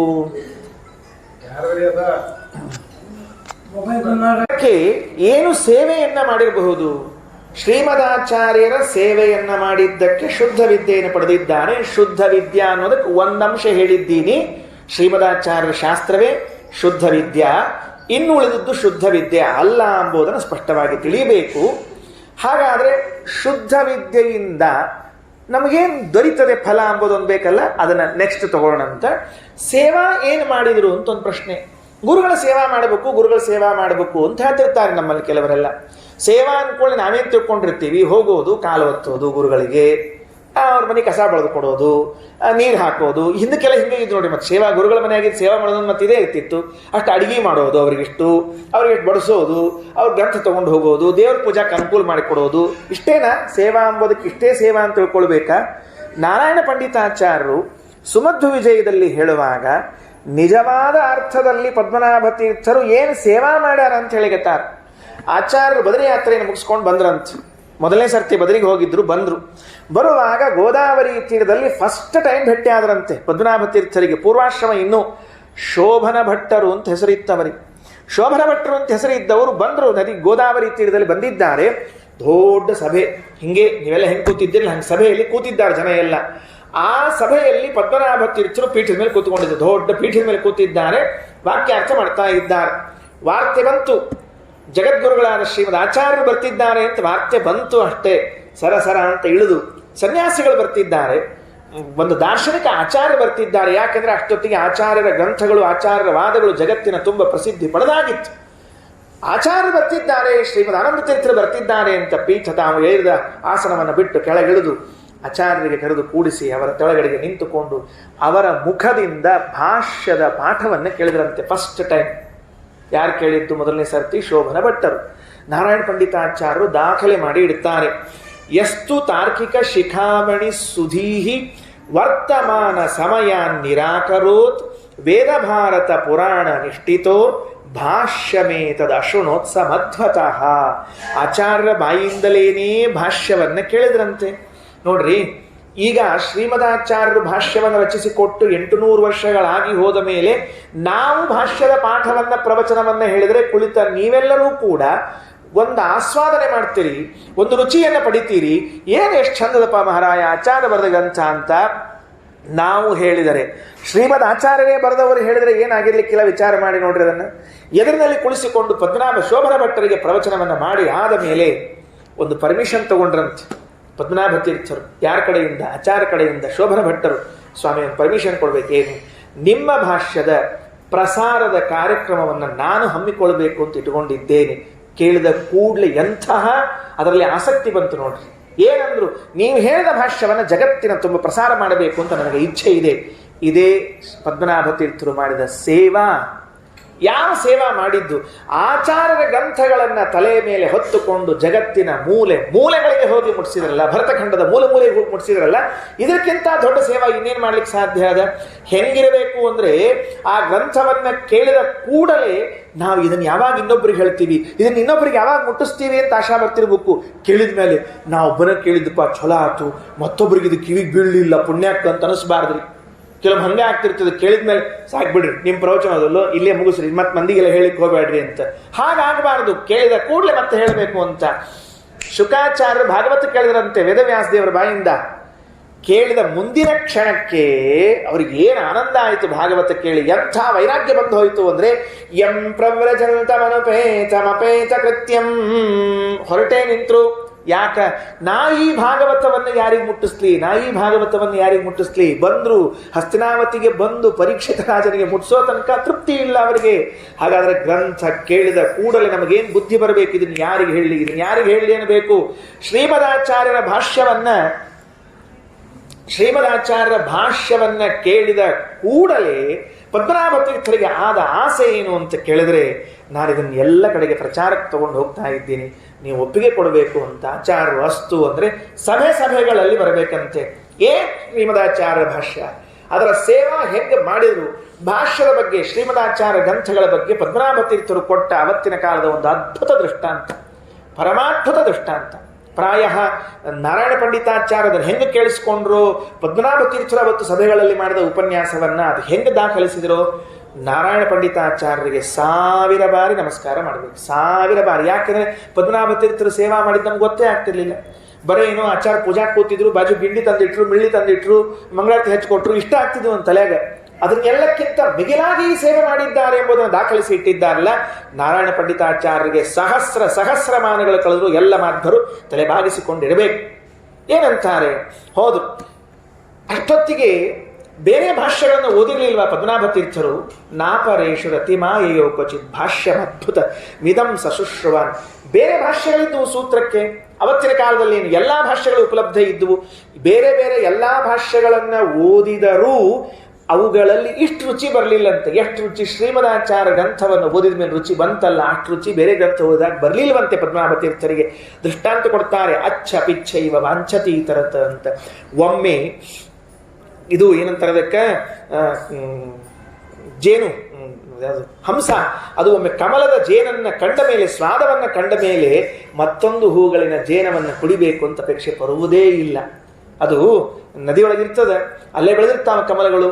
ಅದನ್ನು ಉಂಡು ತಿಂದು ದೇಟಗಳನ್ನು ತಿಂದು ಅದರ ರಸವನ್ನು ಆಸ್ವಾದನೆ ಮಾಡಿದ ಮೇಲೆ ಬೇರೆ ಯಾವುದಾದ್ರೂ ಹೂಗಳನ್ನು, ಬೇರೆ ಇನ್ಯಾವುದಾದ್ರೂ ಪದಾರ್ಥಗಳನ್ನು ಕೊಟ್ಟರೆ ಬೇಡ ಬಿಡ್ರಿ ಅಂತ. ದಿವಸ ಅನಾವೃತದ್ದು ಉಂಡುಂಡು ಒಮ್ಮೆ ಆರಾಧನೆ ವೃತ್ತದ್ದು ಉಂಡುಕೊಳ್ಳಿ ಹೆಂಗಾಗಿರ್ತಲ್ಲ ಹಂಗಾಗಿರ್ತಾವ್ರಿ ನಮಗೂ. ಇದೊಂದೇ ದಿವಸ ಹೋದಲ್ರಿ ಆರಾಧನೆ, ನಾಳೆ ನಿಲ್ಲೋದು, ಯಾಕಂದ್ರೆ ಮತ್ತೆ ನಾಳೆನೂ ಇದೇ ಉಣ್ಬೇಕು ಅಂದ್ರೆ ಕಷ್ಟ ಆಗ್ತದೆ ಅಂತ ತಿಳ್ಕೊಂಡು ಹೇಳಿ. ಹಾಗಾಗಿ ಅವರು ಹೊರಟ್ರೆ ಸಭೆಗಳಲ್ಲಿ ನಿಂತು ಎಲ್ಲರನ್ನ ಶಾಂತಗೊಳಿಸಿ ಹೇಳಬೇಕಂತೆ, ನಮ್ಮ ಆಚಾರ್ಯರ ಭಾಷ್ಯ ಗ್ರಂಥ ಎಂತಹ ಅದ್ಭುತವಾದದ್ದು. ತತ್ರ ತತ್ರ ಸಸಭಾಸು ಭಾಸುರೋ ನಂದಿತೀರ್ಥ ಸಮಯೋಕ್ತ ಯುಕ್ತಿಭಿಃ ವಾದಿನೋ ವಿಷಕಲಯ್ಯ ತಾನ್ ಸಮಾಕ್ರಮ್ಯ ವಾಚ ಮುಚಿತಾಮುದಾಹರತ. ದೃಷ್ಟಾಂತ ಕೊಟ್ಟಿದ್ದಾರೆ. ಏನ್ ದೃಷ್ಟಾಂತ ಕೊಟ್ರು? ಅದು ಬಲಮುರಿ ಶಂಖ ಇತ್ತಂತ ಒಂದು. ನಮ್ಮಲ್ಲಿ ಬಲಮುರಿ ಶಂಖಕ್ಕೆ ಬಹಳ ಪ್ರಾಶಸ್ತ್ಯ, ನೆನಪಿಟ್ಟುಕೊಡ್ರಿ. ಎಷ್ಟು ಮಹತ್ವದ್ದು ಬಲಮುರಿ ಶಂಖ ಅಂದ್ರೆ, ಈ ಎಡಮುರಿ ಬಲಮುರಿ ಅಂತ 2 ಶಂಖಗಳು, ಅದರಲ್ಲಿ ಬಲಮುರಿ ಶಂಖ ಅಂದ್ರೆ ನಮಗೆ ದೊಡ್ಡ ಸಂಪತ್ತೇ. ಸಾಕ್ಷಾತ್ ಮಹಾಲಕ್ಷ್ಮಿಯ ಮನೆಯಲ್ಲಿ ಇದ್ದಂತೆ ನಮಗೆ ಅಷ್ಟು ಭಕ್ತಿ ಅದರ ಮೇಲೆ, ಬಲಮುರಿ ಶಂಖದ ಮೇಲೆ. ಸುಣ್ಣ ಮಾಡ್ಲಿಕ್ಕೆ ತಿದ್ದಂತ. ಸುಣ್ಣ ಮಾಡೋಂಗೇನ್ರಿ, ಕಪ್ಪೆ ಚಿಪ್ ತೆಗೆಯೋದ, ಸಮುದ್ರದಾಗಿಂದು ನದಿಯೊಳಗಿಂದ ತೆಗೆಯೋದ, ಅದನ್ನ ಇಡೋದು, ಕುಟ್ಟೋದು, ಕಟ ಕಟ ಕಟ ಕಟ ಕುಟ್ಟಿ ಪುಡಿ ಪುಡಿ ಮಾಡಿ ಸುಣ್ಣ ಮಾಡಿ ಒಗೆಯೋದು. ಒಂದ್ಸಲ ಆ ಗದ್ದಲ್ದಾಗ ಈ ಬಲಮುರಿ ಶಂಖ ಬಂದ್ಬಿಡ್ತ್ರಪ್ಪ. ತಗೊಂಡ ಏಟ್ ಹೊಡೆದ ಠಣ್ ಅಂತ ಹೇಳಿ ಬಲಮುರಿ ಶಂಖಕ್ಕೆ. ಅದು ಸ್ವಲ್ಪ ಗಟ್ಟಿಮುಟ್ಟಿತ್ತು, ಇದು ಮುರಿತಿರ್ಲಿಲ್ಲ ಲಘುನೆ ಬಲಮುರಿ ಶಂಖ. ಅವ ಏನ್ ಮಾಡಿದ ಅಂದ್ರ, ಸುಣ್ಣ ಮಾಡವ ಕುಟ್ಟಿ ಕುಟ್ಟಿ ಸಾಕಾಗಿ ಇದು ಪ್ರಾಯಶಃ ಸುಣ್ಣ ಮಾಡ್ಲಿಕ್ಕೂ ಬರ್ಲಿಕ್ಕಿಲ್ಲ ಅಂತ ಎತ್ತು ಒಗದ್ಬಿಟ್ಟಂತ ಹೊರಗೆ ಒಂದ್ ಕಡೆಗೆ. ಈ ಕಸದ ರಾಶಿ ಇರ್ತಾವಲ್ಲ ಹಂಗೆ ಒಗದ್ಬಿಟ್ಟಂತವ. ಚೂರ್ಣ ಕದ್ವಿವಿಧ ಶಂಖ ಚೂರ್ಣಕಃ ಚೂರ್ಣನಾಯ ಬಹುಧಾಪ್ಯ ಶಕ್ನುವನ್ ಅತ್ಯಜದ್ವಿಫಲಧಿ ಪ್ರದಕ್ಷಿಣಾ ವರ್ತಮಾರಿ ಜಮನರ್ಘ್ಯಮಪ್ಯವೋ. ಅಯ್ಯೋ ಇದು ಬೇಡ ಅಂತ ಒಗೆದು ಬಿಟ್ಟ. ಈ ದೃಷ್ಟಾಂತ ಕೊಟ್ರು. ನಿಮಗೇನು ಅನಿಸ್ತಾ ಹೇಳ್ರಿ, ನೀವೆಲ್ಲ ಇಲ್ಲಿ ಕೇಳಿ ಕೂತಿದ್ದೀರಲ್ಲ. ಬಲಮುರಿ ಶಂಖವನ್ನ ನನಗೆ ಸುಣ್ಣ ಮಾಡ್ಲಿಕ್ಕೆ ಬರಲಿಲ್ಲ ಅಂತ ಎತ್ತಿ ಒಗದವನ ಸ್ಥಿತಿ ಹೆಂಗಿದೆ ಅಂದ್ರೆ, ಶ್ರೀಮದಾಚಾರ್ಯ ಗ್ರಂಥವನ್ನ ಓದಿ ನಮಗೇನು ಸಿಗುತ್ತದೆ ಈ ಜೀವನದೊಳಗೆ? ಏನು ಸಿಗಂಗಿಲ್ಲ. ಆಚಾರ ಶಾಸ್ತ್ರವನ್ನು ಓದಿದ್ರೆ ಏನು ಹೊಟ್ಟಿಗೆ ಹಾಕ್ತದೆ? ಏನು ಹೊಟ್ಟಿಗೆ ಹಾಕಂಗಿಲ್ಲ. ಏನು ಮನೆ ಕೊಡಿಸ್ತೇನೆ, ಮನೆ ಕೊಡಿಸಂಗಿಲ್ಲ. ಇನ್ನೂ ಬ್ಯಾಂಕು, ಪೋಸ್ಟು, ಇಂಜಿನಿಯರು, ಡಾಕ್ಟರು ಇವುಗಳಾದರೆ ಇನ್ನೂ ಹೊಟ್ಟಿಗೆ ಹಾಕ್ತದಪ್ಪ, ಎಲ್ಲ ಮಾಡ್ತದೆ. ಮತ್ತು ಇದೇನು ಮಾಡ್ತದೆ ನಮಗೆ? ಏನು ಮಾಡಂಗಿಲ್ಲಲ್ಲ ಅಂತ ಯಾರು ಆಚಾರ ಶಾಸ್ತ್ರವನ್ನು ಅಧ್ಯಯನ ಮಾಡದೆ ಬಿಡ್ತಾನಲ್ಲ, ಅವ ಹೆಂಗಿದ್ದಾನಂದ್ರೆ ಈ ಬಲಮುರಿ ಶಂಖ ಸುಣ್ಣ ಮಾಡ್ಲಿಕ್ಕೆ ಬರಲಿಲ್ಲ ಅಂತ ಒಗದವನ್ ಲೆಕ್ಕ ಅಂತವ. ಇಂಥ ದೊಡ್ಡರಿರ್ತಾರೆ ನಮ್ಮಲ್ಲಿ. ಅದು ಆದಮೇಲೆ ಅವ ಇನ್ನೊಬ್ಬ ಒಗದಿದ್ದು ನೋಡ್ರಿ, ಅವೇನ್ ಮಾಡಿದ, ಅವ್ನು ಕೇಳಿದಂತ ನಿಂಗೆ ಬ್ಯಾಡ ಹೋಗ್ಲಿದಂದ, ಮಾರ ತಗೊಂಡೋಗ ಸುಣ್ಣು ಕೂಪೆ ಬೀಳಂಗಿಲ್ಲ ಅಂದವ. ಅವ ಅದನ್ನು ತಗೊಂಡು ನೇರವಾಗಿ ಬಾಜಾರಕ್ಕೆ ಹೋದವ. ಮಾರ್ಕೆಟ್ ದೊಡ್ಡ ಶ್ರೀಮಂತರ ಓಣಿ. ಆ ಶ್ರೀಮಂತರ ಓಣಿಯಲ್ಲಿ ಹೋದ, ತೋರಿಸಿದ ಬಲಮುರಿ ಶಂಖ ಅಂದ. ಒಬ್ಬ 500 ಅಂದ, ಒಬ್ಬ 1000 ಅಂದ, ಒಬ್ಬ 5000 ಅಂದ, ಕೊನೆಗೆ 10,000ಕ್ಕೆ ಬಿಕ್ರಿ ಆಯ್ತದ. ಇವಾಗ ಪುಕಟ ಬಂದದ್ರಿ ಅದು, ಅವಂಗೇನು ಹೋಗ್ಬೇಕಾಗಿದೆ. ಆ ಟಕಪೂ ಬಂದಿರುವಂತಹ ಶಂಖವನ್ನ ತಗೊಂಡು 10,000ಕ್ಕೆ ಮಾರಿ 10,000 ಪಾಕೆಟ್ನ ಇಟ್ಕೊಂಡವ. ನೀವೇನಂತೀರಿ? ಕೊನೆ ಪಕ್ಷ ಒಂಚೂರು ಬುದ್ಧಿವಂತ ಇದ್ದಾನಂತೀರಿಲ್ಲೋ? ಹಂಗಾರೆ ಆಚಾರ ಶಾಸ್ತ್ರವನ್ನ ನಾವೇನಾದರೂ ನಮ್ಮ ಹೊಟ್ಟೆ ಹೊರೆಯುವುದಕ್ಕೆ ಉಪಯೋಗಿಸಿಕೊಳ್ಳುತ್ತಿದ್ದಾದ್ರೆ ಈ ಲೆಕ್ಕದಲ್ಲಿ ಬರ್ತೇವೆ.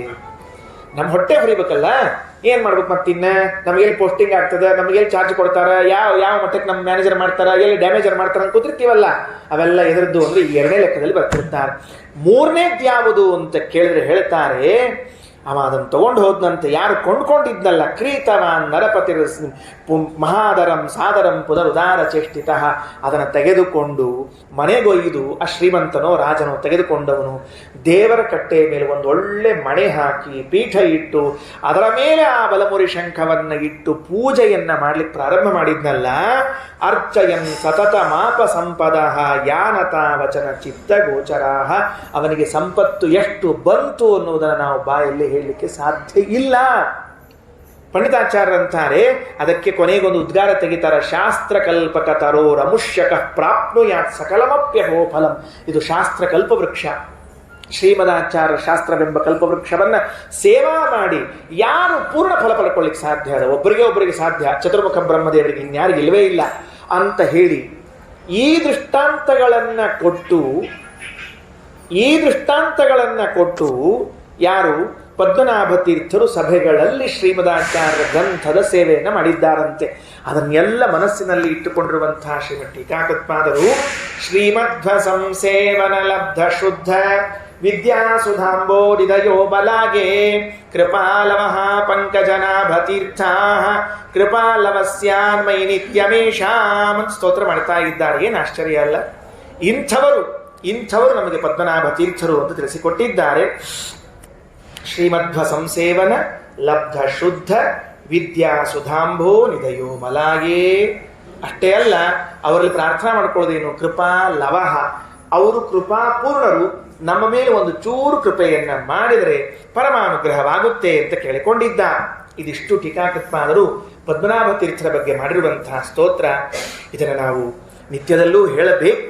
ಪದ್ಮನಾಭ ತೀರ್ಥರ ಅನುಗ್ರಹ ನಮಗಾಗಬೇಕು ಅಂತ ತಿಳಿದುಕೊಂಡು ಅವರು ಟೀಕಾಕೃತ್ಪಾದರಿಗೆ ಪದ್ಮನಾಭ ತೀರ್ಥರಿಗೆ ಎಷ್ಟು ವಿಶ್ವಾಸ ಅಂದರೆ, ಆಚಾರ್ಯರಿಂದ ಶುದ್ಧ ವಿದ್ಯೆಯನ್ನು ಪಡ್ಕೊಂಡಿದ್ದೀರಲ್ಲ, ಆ ಶುದ್ಧ ವಿದ್ಯೆಯನ್ನು ನೀವು ಪಡೆದುಕೊಂಡದ್ರಿಂದ ನಮಗೊಂದು ಬುದ್ಧಿ ಕೊಡ್ರಿ. ಏನು ಅಂದರೆ, ಆಚಾರ್ಯರ ಶಾಸ್ತ್ರವನ್ನು ನಿತ್ಯದಲ್ಲಿ ಅಧ್ಯಯನ ಮಾಡುವ ಬುದ್ಧಿ ಕೊಡ್ರಿ.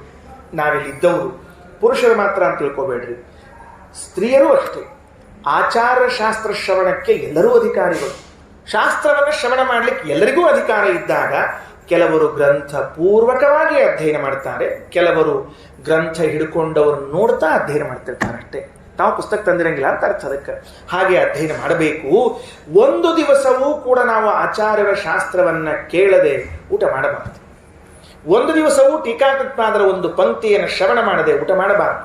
ನಮಗೆ ಜೀರ್ಣವೇ ಆಗಬಾರದು. ನಿಜವಾದ ಅರ್ಥದಲ್ಲಿ ಆಚಾರ್ಯರ ಗ್ರಂಥ ಟೀಕಾಕೃತ್ಪಾದರ ಗ್ರಂಥವನ್ನ ಕೇಳದೆ ಇವತ್ತು ಊಟ ಮಾಡಿದ್ದೇವೆ ಅಂದರೆ ದೇವರೇ ಆ ಅನ್ನ ಜೀರ್ಣ ಮಾಡಿಸ್ಬೇಡ. ಯಾಕೆಂದ್ರೆ ನಾವು ಬದುಕಿದ್ದು ವ್ಯರ್ಥ. ನಿತ್ಯದಲ್ಲೂ ಕೂಡ ಆಚಾರ್ಯ ಗ್ರಂಥ ಶ್ರೀಮದ್ ಟೀಕಾಕೃತ್ಪಾದರ ಗ್ರಂಥಗಳನ್ನ ಕೇಳಿಕೊಳ್ಬೇಕು. ಎಷ್ಟೇ ಕಷ್ಟ ಬರಲಿ, ಏನೇ ಸಮಸ್ಯೆ ಬರಲಿ. ಇವತ್ತು ಒಂದು ವಾಕ್ಯ ನಮಗೆ ಆಚಾರ್ಯದ ಕಿವಿಗೆ ಬಿದ್ದಿದೆಯಾ, ಟೀಕಾಕೃತ್ಪಾದರ ವಾಕ್ಯ ಕಿವಿಗೆ ಬಿದ್ದಿದೆಯಾ ಅಂದ್ರೆ ನಾವಿವತ್ತು ಬದುಕಿದ್ದದ್ದಕ್ಕೆ ಸಾರ್ಥಕ, ಊಟ ಮಾಡಿದ್ದಕ್ಕೆ ಸಾರ್ಥಕ. ಏನಿದ್ರೆ ಇಲ್ಲ. ಇದ ಮೇಲೆ ಇನ್ನೊಂದು ವಾಕ್ಯದ ಅಭಿಪ್ರಾಯ. ಶ್ರೀಮದಾಚಾರ್ಯರು ಛಾಂದೋಗ್ಯ ಭಾಷ್ಯದಲ್ಲಿ ಹೇಳುವಾಗ 7ನೇ ಅಧ್ಯಾಯದ ಕೊನೆಯಲ್ಲಿ ಒಂದು ಮಾತು ಹೇಳುತ್ತಾರೆ. ಏನ್ ಹೇಳ್ತಾರೆ ಅಂದ್ರೆ, ಆಹಾರ ಶುದ್ಧೌ ಸತ್ವಶುದ್ಧಿ ಸತ್ವಶುದ್ಧೌ ಚ ಸ್ಥಿರಾ ಸ್ಮೃತಿ ಅಂತ ಒಂದು ವಾಕ್ಯ. ಏನ್ ಹೇಳ್ತಾರೆ, ಯಾವ ವ್ಯಕ್ತಿ ಆಹಾರ ಶುದ್ಧವಾದದ್ದನ್ನು ತೆಗೆದುಕೊಳ್ಳುತ್ತಾನೋ, ಈ ಮಾತು ನೆನಪಿಟ್ಟುಕೊಳ್ಳ್ರಿ, ಶುದ್ಧವಾದ ಆಹಾರವನ್ನು ತೆಗೆದುಕೊಂಡ್ರೆ ಮನಸ್ಸು ಶುದ್ಧವಾಗಿ ಇರ್ತದಂತೆ. ಯಾರಿಗೆ ಮನಸ್ಸು ಶುದ್ಧವಾಗಿರ್ತದೋ ಅವರಿಗೆ ಸ್ಥಿರವಾದ ಸ್ಮರಣೆ ಉಳಿತದೆ ಅಂತ ಹೇಳಿದ್ದಾರೆ. ಸ್ಮರಣೆಯನ್ನು ನೆನಪು ಇದು ಉಳಿತದೆ ಅಂತ ತಿಳಿದುಕೊಂಡು ಮೇಲು ನೋಟದ ಅರ್ಥ ಗೊತ್ತಾಯಿತು. ಒಳ್ಳೆ ಆಹಾರ ತಗೊಳ್ರಿ, ಆಹಾರ ತಗೊಳ್ಳೋದ್ರಿಂದ ಒಳ್ಳೆ ಮನಸ್ಸಿರ್ತದೆ, ಮನಸ್ಸು ಒಳ್ಳೆಯದಿದ್ರೆ ನಮಗೆ ಸ್ಮರಣ ಶಕ್ತಿ ಚೆನ್ನಾಗಿರ್ತದೆ ಅಂತ. ಅದರ ಮುಂದಿನ ಮಾತು ಏನು ಹೇಳಿದ್ದಾರೆ ಅಂದ್ರೆ, ಅದರಿಂದ ಭಗವಂತನ ದರ್ಶನವಾಗುತ್ತೆ ಅಂತ ಒಂದು ಮಾತು ಸೇರಿಸಿಬಿಟ್ಟಿದ್ದಾರೆ ಉಪನಿಷತ್ನಲ್ಲಿ. ಹೌದು, ಈ ಸ್ಮರಣ ಶಕ್ತಿಗೂ ದೇವರ ದರ್ಶನಕ್ಕೂ ಏನು ಸಂಬಂಧ ಇದೆ? ಇದೇನೋ ಒಂದು ಹೊಂದಲಿಲ್ವಲ್ಲ ಮೇಲಿನ ವಾಕ್ಯ ಅಂತಂದಾಗ ಶ್ರೀಮದಾಚಾರ್ಯ ಭಾಷ್ಯ ಬರೀತಾರೆ. ಆಹಾರ ಶುದ್ಧವು ಸತ್ವಶುದ್ಧಿ ಶಬ್ದ ಏನಿದೆ, ಆಹಾರ ಶುದ್ಧವು ಸತ್ವಶುದ್ಧಿ. ಆಹಾರವು ಶುದ್ಧವಾಗಿದ್ರೆ ಮನಸ್ಸು ಶುದ್ಧವಾಗಿರ್ತದೆ. ಅದಕ್ಕಂತಾರೆ ಸತ್ವ ಶುದ್ಧವು ಸ್ಥಿರ ಸ್ಮೃತಿ. ಸತ್ವಶುದ್ಧಿ ಆದರೆ ಸ್ಮರಣೆ ಸ್ಥಿರವಾಗಿರ್ತದೆ ಅಂತ ಹೇಳ್ತೀರಲ್ಲ, ಇಲ್ಲಿ ಆಹಾರ ಅಂದ್ರೆ ಯಾವುದು ಅಂತ ತಿಳ್ಕೊಂಡಿದ್ದೀರಿ? ಗುರೋಹೋ ವಿದ್ಯಾಹೃತಿ ಯಾತು ಸತು ಆಹಾರ ಉಚ್ಚತೆ. ಗುರುಮುಖದಿಂದ ಪಾಠವನ್ನ ಕೇಳಿದ್ದಿರ್ತದಲ್ಲ, ಗುರುಮುಖದಿಂದಲೇ ಕೇಳಿರ್ಬೇಕು, ಗುರುಮುಖದಿಂದಲೇ ಪಾಠವನ್ನ ಕಲ್ತಿರ್ಬೇಕು. ಹಾಗೆ ಕಲಿತ ಪಾಠವನ್ನ ಏನ್ ಕರೀತಾರೆ? ಆಹಾರ, ಶುದ್ಧ ಆಹಾರ ಅಂತ ಕರೀತಾರೆ. ಅಂತಹ ಆಹಾರದಿಂದ ನಮಗೇನು ಬರ್ತದೆ ಅಂತ ಕೇಳಿದ್ರೆ ಮನಸ್ಸು ಏನಾಗ್ತದೆ? ಶುದ್ಧವಾಗ್ತದೆ. ಶಾಸ್ತ್ರದ ಪಾಠವನ್ನ ಪ್ರವಚನವನ್ನ ನಿತ್ಯದಲ್ಲಿ ಕೇಳ್ತಾ ಇದ್ರೆ ಮನಸ್ಸು ಶುದ್ಧವಾಗ್ತದೆ. ಹಂಗ ಪಾಠ ಪ್ರವಚನದ ಮೂಲಕವಾಗಿ ಶುದ್ಧವಾದ ಮನಸ್ಸಿದ್ರೆ ಸ್ಥಿರ ಸ್ಮೃತಿ. ಯಾವುದು ಸ್ಥಿರವಾದ ಸ್ಮೃತಿ ಅಂದ್ರೆ ಧ್ಯಾನ. ಆ ಧ್ಯಾನದಿಂದ ಹುಟ್ಟುವಂತಹ ಅಪರೋಕ್ಷ ಜ್ಞಾನ, ಅಪರೋಕ್ಷ ಜ್ಞಾನದಿಂದಾಗಿ ಭಗವಂತ, ಅಪರೋಕ್ಷ ಜ್ಞಾನ ಅಂದ್ರೆ ಭಗವಂತನ ದರ್ಶನ, ಅನಂತರದಲ್ಲಿ ಮೋಕ್ಷ. ಹಾಗಾದರೆ ಶುದ್ಧ ವಿದ್ಯಾ ಏನಾಯ್ತು? ಶುದ್ಧವಾದ ವಿದ್ಯೆ. ಗುರೂಪದೇಶದಿಂದ ಬಂದಿರುವಂತಹ ವಿದ್ಯೆಯನ್ನ ಶುದ್ಧ ವಿದ್ಯಾ ಅಂತ ಕರಿಬೇಕು. ಅದು ಶುದ್ಧವಾಗಿದ್ರೆ ಮನಸ್ಸು ಶುದ್ಧವಾಗಿರ್ತದೆ. ಇದು ಶುದ್ಧವಾಗಿದ್ರೆ ಧ್ಯಾನ ಶುದ್ಧವಾಗ್ತದೆ. ಅಂದ್ರೆ ಒಳ್ಳೆ ರೀತಿಯಿಂದ ಅಧ್ಯಯನವನ್ನ ಮಾಡಿದ್ದಿದ್ರೆ ಮಾತ್ರ ಧ್ಯಾನ ಉಂಟಾಗ್ತದೆ. ಧ್ಯಾನ ಉಂಟಾದ್ರೆ ಮಾತ್ರ ಅಪರೋಕ್ಷ ಜ್ಞಾನವಾಗ್ತದೆ. ಇಲ್ಲದೆ ಇದ್ರೆ ಭಗವದ್ ದರ್ಶನ ಆಗುವುದಿಲ್ಲ ಅಂತ ಛಾಂದೋಗ್ಯದಲ್ಲಿ ಹೇಳಿದ ಮಾತನ್ನ ಶ್ರೀಮಧ್ವ ಸಂಸೇವನ ಲಬ್ಧ ಶುದ್ಧ ವಿದ್ಯಾ. ಶುದ್ಧ ವಿದ್ಯೆ ಅಂತ ಯಾವಾಗಾಯಿತು ಆ ವಿದ್ಯಾ ಎಂಬುದು? ಯಾವಾಗ ಭಗವದ್ ದರ್ಶನಕ್ಕೆ ಅನುಕೂಲವಾಯಿತೋ ಆಗ ಶುದ್ಧ ವಿದ್ಯೆ ಆಯಿತು. ಭಗವದ್ ದರ್ಶನಕ್ಕೆ ಅನುಕೂಲವಾಗದೇ ಇದ್ರೆ ಅದನ್ನು ಶುದ್ಧ ವಿದ್ಯಾ ಅಂತ ಕರೀಲಿಕ್ಕೆ ಸಾಧ್ಯವೇ ಇಲ್ಲ. ಹಾಗಾಗಿ ನಾವು ಪದ್ಮನಾಭ ತೀರ್ಥರನ್ನು ಈ ರೀತಿಯಾಗಿ ಚಿಂತನೆ ಮಾಡಬೇಕು ಅಂತ ಜಯತೀರ್ಥರು ತಿಳಿಸಿಕೊಟ್ಟಿದ್ದಾರೆ. ಬಹಳ ಮಾತುಗಳು ಉಂಟು. ಕೊನೆಯಲ್ಲಿ ಶ್ರೀಮದ್ ಜಯತೀರ್ಥರ ಮಹಿಮೆಯನ್ನು ಕೇಳ್ತಾ ಬಂದಿರ್ತೀವಿ. ಆರಾಧನೆ ಕಾಲ ಆದ್ದರಿಂದ ಇನ್ನೂ ಅವರ ಬೇರೆ ಬೇರೆ ಗ್ರಂಥಗಳಲ್ಲಿ ಬಹಳ ಸುಂದರವಾದ ವ್ಯಾಖ್ಯಾನಗಳನ್ನೆಲ್ಲ ಮಾಡಿದ್ದಾರೆ. ಮುಂದೆ ಪೂಜ್ಯ ಆಚಾರ್ಯರ ಉಪನ್ಯಾಸ ಇದೆ. ನನ್ನ ಸಮಯವಾಗ್ತಾ ಇದ್ದರಿಂದ ಹೇಳಿ ಮುಕ್ತಾಯ ಮಾಡ್ತಾ ಇದ್ದೇನೆ. ಅವರು ಮಾಡಿದ ತಪಸ್ಸು, ದುರ್ಗಾದೇವಿ ಮಾಡಿರುವಂತಹ ಅನುಗ್ರಹ, ಅವರ ಗ್ರಂಥ ಬರೆದಿರುವಂತಹ ಸ್ಥಳಗಳು, ಇವನ್ನೆಲ್ಲ ನೋಡಿದರೆ ಜಯತೀರ್ಥರು ಸಾಮಾನ್ಯವಾಗಿ ನಾವು ಅಂದ್ಕೊಂಡಂತೆ ಏನೋ ಆಚಾರ್ಯರ ಪರಂಪರೆಯಲ್ಲಿ ಬಂದವರು, ಶಿಷ್ಯರು, ಸನ್ಯಾಸಿಗಳು, ಆ ಅರ್ಥ ಅಲ್ಲವೇ ಅಲ್ಲ. ಬಹಳ ದೊಡ್ಡ ವ್ಯಕ್ತಿತ್ವ ಅವರು. ಇವತ್ತಿಗೂ ಯರಗೋಳಕ್ಕೆ ಹೋದ್ರೆ ನೀವು ಏನಿದೆ ಯರಗೋಳದಲ್ಲಿ ಅಂದ್ರೆ ಅಲ್ಲಿ ಕರೆಂಟ್ ಇಲ್ಲ, ನೀರಿಲ್ಲ. ಇವತ್ತಿಗೂ ನೆನಪಿಟ್ಟುಕೊಂಡ್ರೆ, ಮತ್ತೆ ಟೀಕಾರಾಯರ ಕಾಲಕ್ಕಲ್ಲಿ ಹೇಳಿಕತ್ತಿದ್ ನಾವು ಈಗ ಇವತ್ತಿಗೂ ಕೂಡ ಅಲ್ಲಿ ಹೋದ್ರೆ ಕರೆಂಟ್ ಸಿರಂಗಿಲ್ಲ, ನೀರಿರಂಗಿಲ್ಲ. ಇದ್ರೆ ಇತ್ತು, ಇಲ್ಲದೆ ಇದ್ರಿಲ್ಲ, ಮಳೆ ಬಂದ್ರೆ ಬಂತು, ಬರ್ತಿದ್ದಿಲ್ಲ ಇಲ್ಲ ಅಂತ ಸ್ಥಿತಿ ಇರುವಾಗ 800, 600, 700 ವರ್ಷದ ಹಿಂದೆ ಟೀಕಾಕೃತ್ಪಾದರು ವಾಸ ಮಾಡ್ತಾ ಇರುವಾಗ ಹೇಗಾಗ್ತದೆ ನೋಡ್ಕೊಂಡು ಹೇಳೋಣಂತ. ಅದಕ್ಕೆ ನಮ್ಮ ಸ್ವಾಮಿಗಳವರು ಜಯತೀರ್ಥರ ಸ್ತೋತ್ರವನ್ನು ಮಾಡುವಾಗ ಒಂದು ಅದ್ಭುತವಾದ ಮಾತಾಡಿದ್ದಾರೆ. ಮಹಾನುಭಾವರು ನಮ್ಮ ಸ್ವಾಮಿಗಳು ಅಧನಾಪೀಠದಲ್ಲಿ ವಿರಾಜಮಾನರಾಗಿದ್ದವರು ಇನ್ನು 4 ದಿವಸ ಕಳೆದ್ರೆ ಅವರು ಇಲ್ಲೇ ಇರ್ತಾರೆ ನಮ್ಮ ಜೊತೆಗೆ. ಎಲ್ಲ ತಿಂಗಳು 4 ದಿವಸ. ಗಿರೇರ್ ದರ್ಯಾಂ ವಾಸಃ ಹ್ಯಸನ ವಿಷಯಾನಿ ರಸಯವಾಧ. ಗಿರೇರ್ ದರ್ಯಾಂ ವಾಸಃ ಎಲ್ಲಿ ಕೂತಿದ್ರು ಟೀಕಾಕೃತ್ಪಾದರು? ಆ ಯರಗೋಳದ ಒಂದು ಹುತ್ತಿನಲ್ಲಿ ಕೂತಿದ್ರಂತ. ಗಿರೇರ್ ದರ್ಯಾಂ ವಾಸಃ. ಚಲೋದ್ರಿ. ಕೆಲವರು ವಾಸಸ್ಥಾನದ ಮೇಲೆ ಹೋಗ್ತಿರ್ತದೆ. ನೀವು ಯಾವ ಏರಿಯಾದಾಗಿದ್ದೀರಿ ಅನ್ನಂಗ? ಓ, ಮಾಳ್ಮಡ್ಡಿಯೊಳಗಿದ್ದೀರಾ, ಬಾರಿ ಬಿಡ್ರಪ್ಪ ನಿಮ್ದು ಅಂತಿರ್ತಾರೆ ಕೆಲವರೆಲ್ಲ. ಕೆಲವ್ರು ಬೈತಿರ್ತಾರೆ ಮಾಳ್ಮಡ್ಡಿಯವ್ರನ್ನ, ನಮ್ಮನ್ನೆಲ್ಲ ಮರ್ತ್ಬಿಟ್ಟಿರ್ತಾರೆ ಮಾಳ್ಮಡ್ಡಿಯವ್ರು ಉಳಿದವ್ರು ಅಂತ ಬೈತಿರ್ತಾರಲ್ಲ. ಹಂಗ ನೀವು ಯಾವ ಏರಿಯಾದಾಗಿದ್ದೀರಿ? ಬೆಂಗಳೂರಿನಾಗ. ಆ ಏರಿಯಾದಾಗಿದ್ದೀರಾ ಅಂತಿರ್ತಾರಿಲ್ಲ. ಹಂಗಾದ್ರೆ ಏರಿಯಾದ ಮೇಲೆ ಹೋಗ್ತಿರ್ತಾರಂತ. ಜಯತೀರ್ಥರು ಯಾವ ಏರಿಯಾದಾಗಿದ್ದಾರೆ? ಎಲ್ಲಿ ವಾಸ ಮಾಡಿದ್ರು? ಗಿರೇರ್ ದರ್ಯಾಂ ವಾಸಃ. ಆ ಯರಗೋಳದ ಗುಹೆಯಲ್ಲಿ ವಾಸ. ಏನು ಊಟ್ರಪ್ಪ ಅವರಿಗೆ? ಹೆಸನ ವಿಷಯ ನೀರಸಯವಾಹ. ಅದು ಏನ್ರಿ ಎಲ್ಲರ ಅವು ಜ್ವಾಳ ನುಚ್ಚು ಏನಿರ್ಬೇಕು ತಿಂದ್ರಿ ಎಲ್ಲರ. ಅವು ಆಕಳಕ್ಕೆ ತಿನ್ನಿಸ್ಬೇಕಂತ್ರಿ ಮೊದಲು. ಜ್ವಾಳನ್ನ ಆಕಳಕ್ಕೆ ತಿನ್ನಿಸ್ಬೇಕಂತ್ರಿ. ಆಕಳ ತಿಂದ ಮೇಲೆ ಅದು ಗೋಮಯ ಹಾಕಿದ್ರೆ ಅದರೊಳಗೆ ಬಿದ್ದದ್ದನ್ನು ತೆಗೆದು ತೊಳೆದು ಅದನ್ನ ಕುಟ್ಟಿ ಅದನ್ನು ಬೇಯಿಸಿ ಆಮೇಲೆ ದೇವ್ರ ನೈವೇದ್ಯ ಮಾಡಿ ಊಟ ಮಾಡೋದಂತ. ನಮಗೆ ಹೆಂಗಾರ ಹಿಂಗೆ ಹೇಳ್ಬೇಕ್ರಿ ಎಲ್ರು ಹೇಳ್ತೀನಿ ನಿಮಗೆ. ಇನ್ನೊಂದು ಪ್ರವಚನಕ್ಕೆ ಬರಂಗಿಲ್ಲ. ಎಲ್ರು ಬೇಡ ನಡ್ರಿ ತಿಳ್ಕೊಂಡು ಹೇಳಿ. ಹೆಸನ ವಿಷಯ ನೀರಸಯವಾಹ. ಆ ಊರಿನಲ್ಲಿ ಅವತ್ತು ಯೋಗ್ಯ ಬ್ರಾಹ್ಮಣರಿದ್ರಂತ. ಶಿಷ್ಯರು, ಜಯತೀರ್ಥರ ಶಿಷ್ಯರು, ಶ್ರೀಮದ್ ಟೀಕಾಕೃತ್ಪಾದರ ಶಿಷ್ಯರು ಜೋಳಿಗೆ ಹಿಡ್ಕೊಂಡು ಹೋಗ್ಬೇಕಂತ, ಭಿಕ್ಷಾಂದೇಹಿ ಅಂತ. ಅವರ ಮನೆಯಲ್ಲಿ ಮಾಡಿರುವಂತಹ ಅತ್ಯಂತ ಶುದ್ಧವಾದ ಮಡಿಯಿಂದ ಮಾಡಿದ ಆಹಾರಗಳನ್ನು ತಂದು ಕೊಟ್ರೆ ಅದನ್ನು ತಗೊಂಡು ಬಂದು ಟೀಕಾಕೃತ್ಪಾದರ ಶಿಷ್ಯರು ಎದುರಿಗಿದ್ದ ಕೆರೆಯಲ್ಲಿ ನೆನೆಸಿ ಏಳಿಸ್ಬೇಕಂತೆ. ಅದರೊಳಗೆ ಅನ್ನ, ಸಾರು, ಉಪ್ಪು, ಹುಳಿ ಎಲ್ಲ ಕೃಷ್ಣಾರ್ಪಣ್ರಿ. ಮೊದಲೇ ಅವ್ರು ಕೊಟ್ಟದಷ್ಟು ಚಂದ. ಅದನ್ನು ತೊಗೊಂಡು ಬಂದು ನೀರಿನ್ಯಾಗ ಎದ್ದಿ ತೆಗೆದ ಮೇಲೆ ತಂದಿಟ್ರೆ ಅದಕ್ಕೊಂದು ತುಳಸಿ ದಳ ಏಳಿಸಿ ರಾಮದೇವ್ರ ನೈವೇದ್ಯ ಮಾಡಿ ಅದನ್ನು ಊಟ ಮಾಡ್ಬೇಕಂತ ಟೀಕಾಕೃತ್ಪಾದರು. ಇವತ್ತು ಆರಾಧನೆಗೆ ಏನು ನೋಡ್ರಿ ಏನೇನು ಅಡಿಗೆ ಮಾಡಿಸಿರ್ತೀರಿ ನೋಡ್ಕೊಳ್ರಿ. ಮತ್ತೆ ಹೇಳೋದು ಬೇರೆ. ಏನು ರುಚಿಯಾಗಿದ್ದು ರೀ ಬೋಂಡ ಎಲ್ರ ಇವತ್ತು ಅಂತ ಹೇಳಿ. ಗಿರೇ ದರ್ಯಾಂಬಾಸಃ ಗಸನ ವಿಷಯ ನೀರಸಯವಾಹ. ಸದಾ ಸರ್ಪ ಪೃಷ್ಠೆ ನಿಲಯ ಪರಿತೋ ನಿರ್ಜನವನಂ. ಟೀಕಾಕೃತ್ಪಾದರ ಹಿಂದೆ ಸದಾ ಒಂದು ಸರ್ಪ, ಯಾವಾಗಲೂ ಒಂದು ಸರ್ಪ ಕೂತಿರ್ಬೇಕಂತೆ. ಶೇಷದೇವರು ಶ್ರೀಮದ್ ಟೀಕಾಕೃತ್ಪಾದರ ಮೇಲೆ ಅಷ್ಟು ಅನುಗ್ರಹ ಮಾಡ್ಲಿಕ್ಕೆ ಯಾರು ಶೇಷದೇವರು? ಪದ್ಮನಾಭ ತೀರ್ಥರೇ ಶೇಷದೇವರು, ಬೇರೆ ಇನ್ನೇನು ಇಲ್ಲೇ ಇಲ್ಲ. ಅವರೇ ಆಚಾರ್ಯರಾದ ಮೇಲೆ ಪೀಠಕ್ಕೆ ಬಂದವರು ಶೇಷದೇವರೇ. ಸದಾ ಸರ್ಪ ಪೃಷ್ಠೇ ನಿಲಯ ಪರಿತೋ ನಿರ್ಜನವನಂ. ಸುಖೇನದಲ್ಲಿ ಒಬ್ಬ ವ್ಯಕ್ತಿ ವಾಸ ಮಾಡಂಗಿಲ್ರಿ, ಒಬ್ಬ ವ್ಯಕ್ತಿ ವಾಸ ಮಾಡುವುದಿಲ್ಲ. ಇವತ್ತಿಗೂ, ಅವತ್ತಿಗಲ್ಲ ಇವತ್ತಿಗೂ ಆ ಎರಗೋಳು ಗುಹೆ ಹತ್ರ ಯಾರು ವಾಸ ಮಾಡಂಗಿಲ್ಲ. ಸದಾ ಸರ್ಪ ಪೃಷ್ಠೇ ನಿಲಯ ಪರಿತೋ ನಿರ್ಜನವನಂ ನಚ ಗ್ರಂಥಾಗಾರಃ.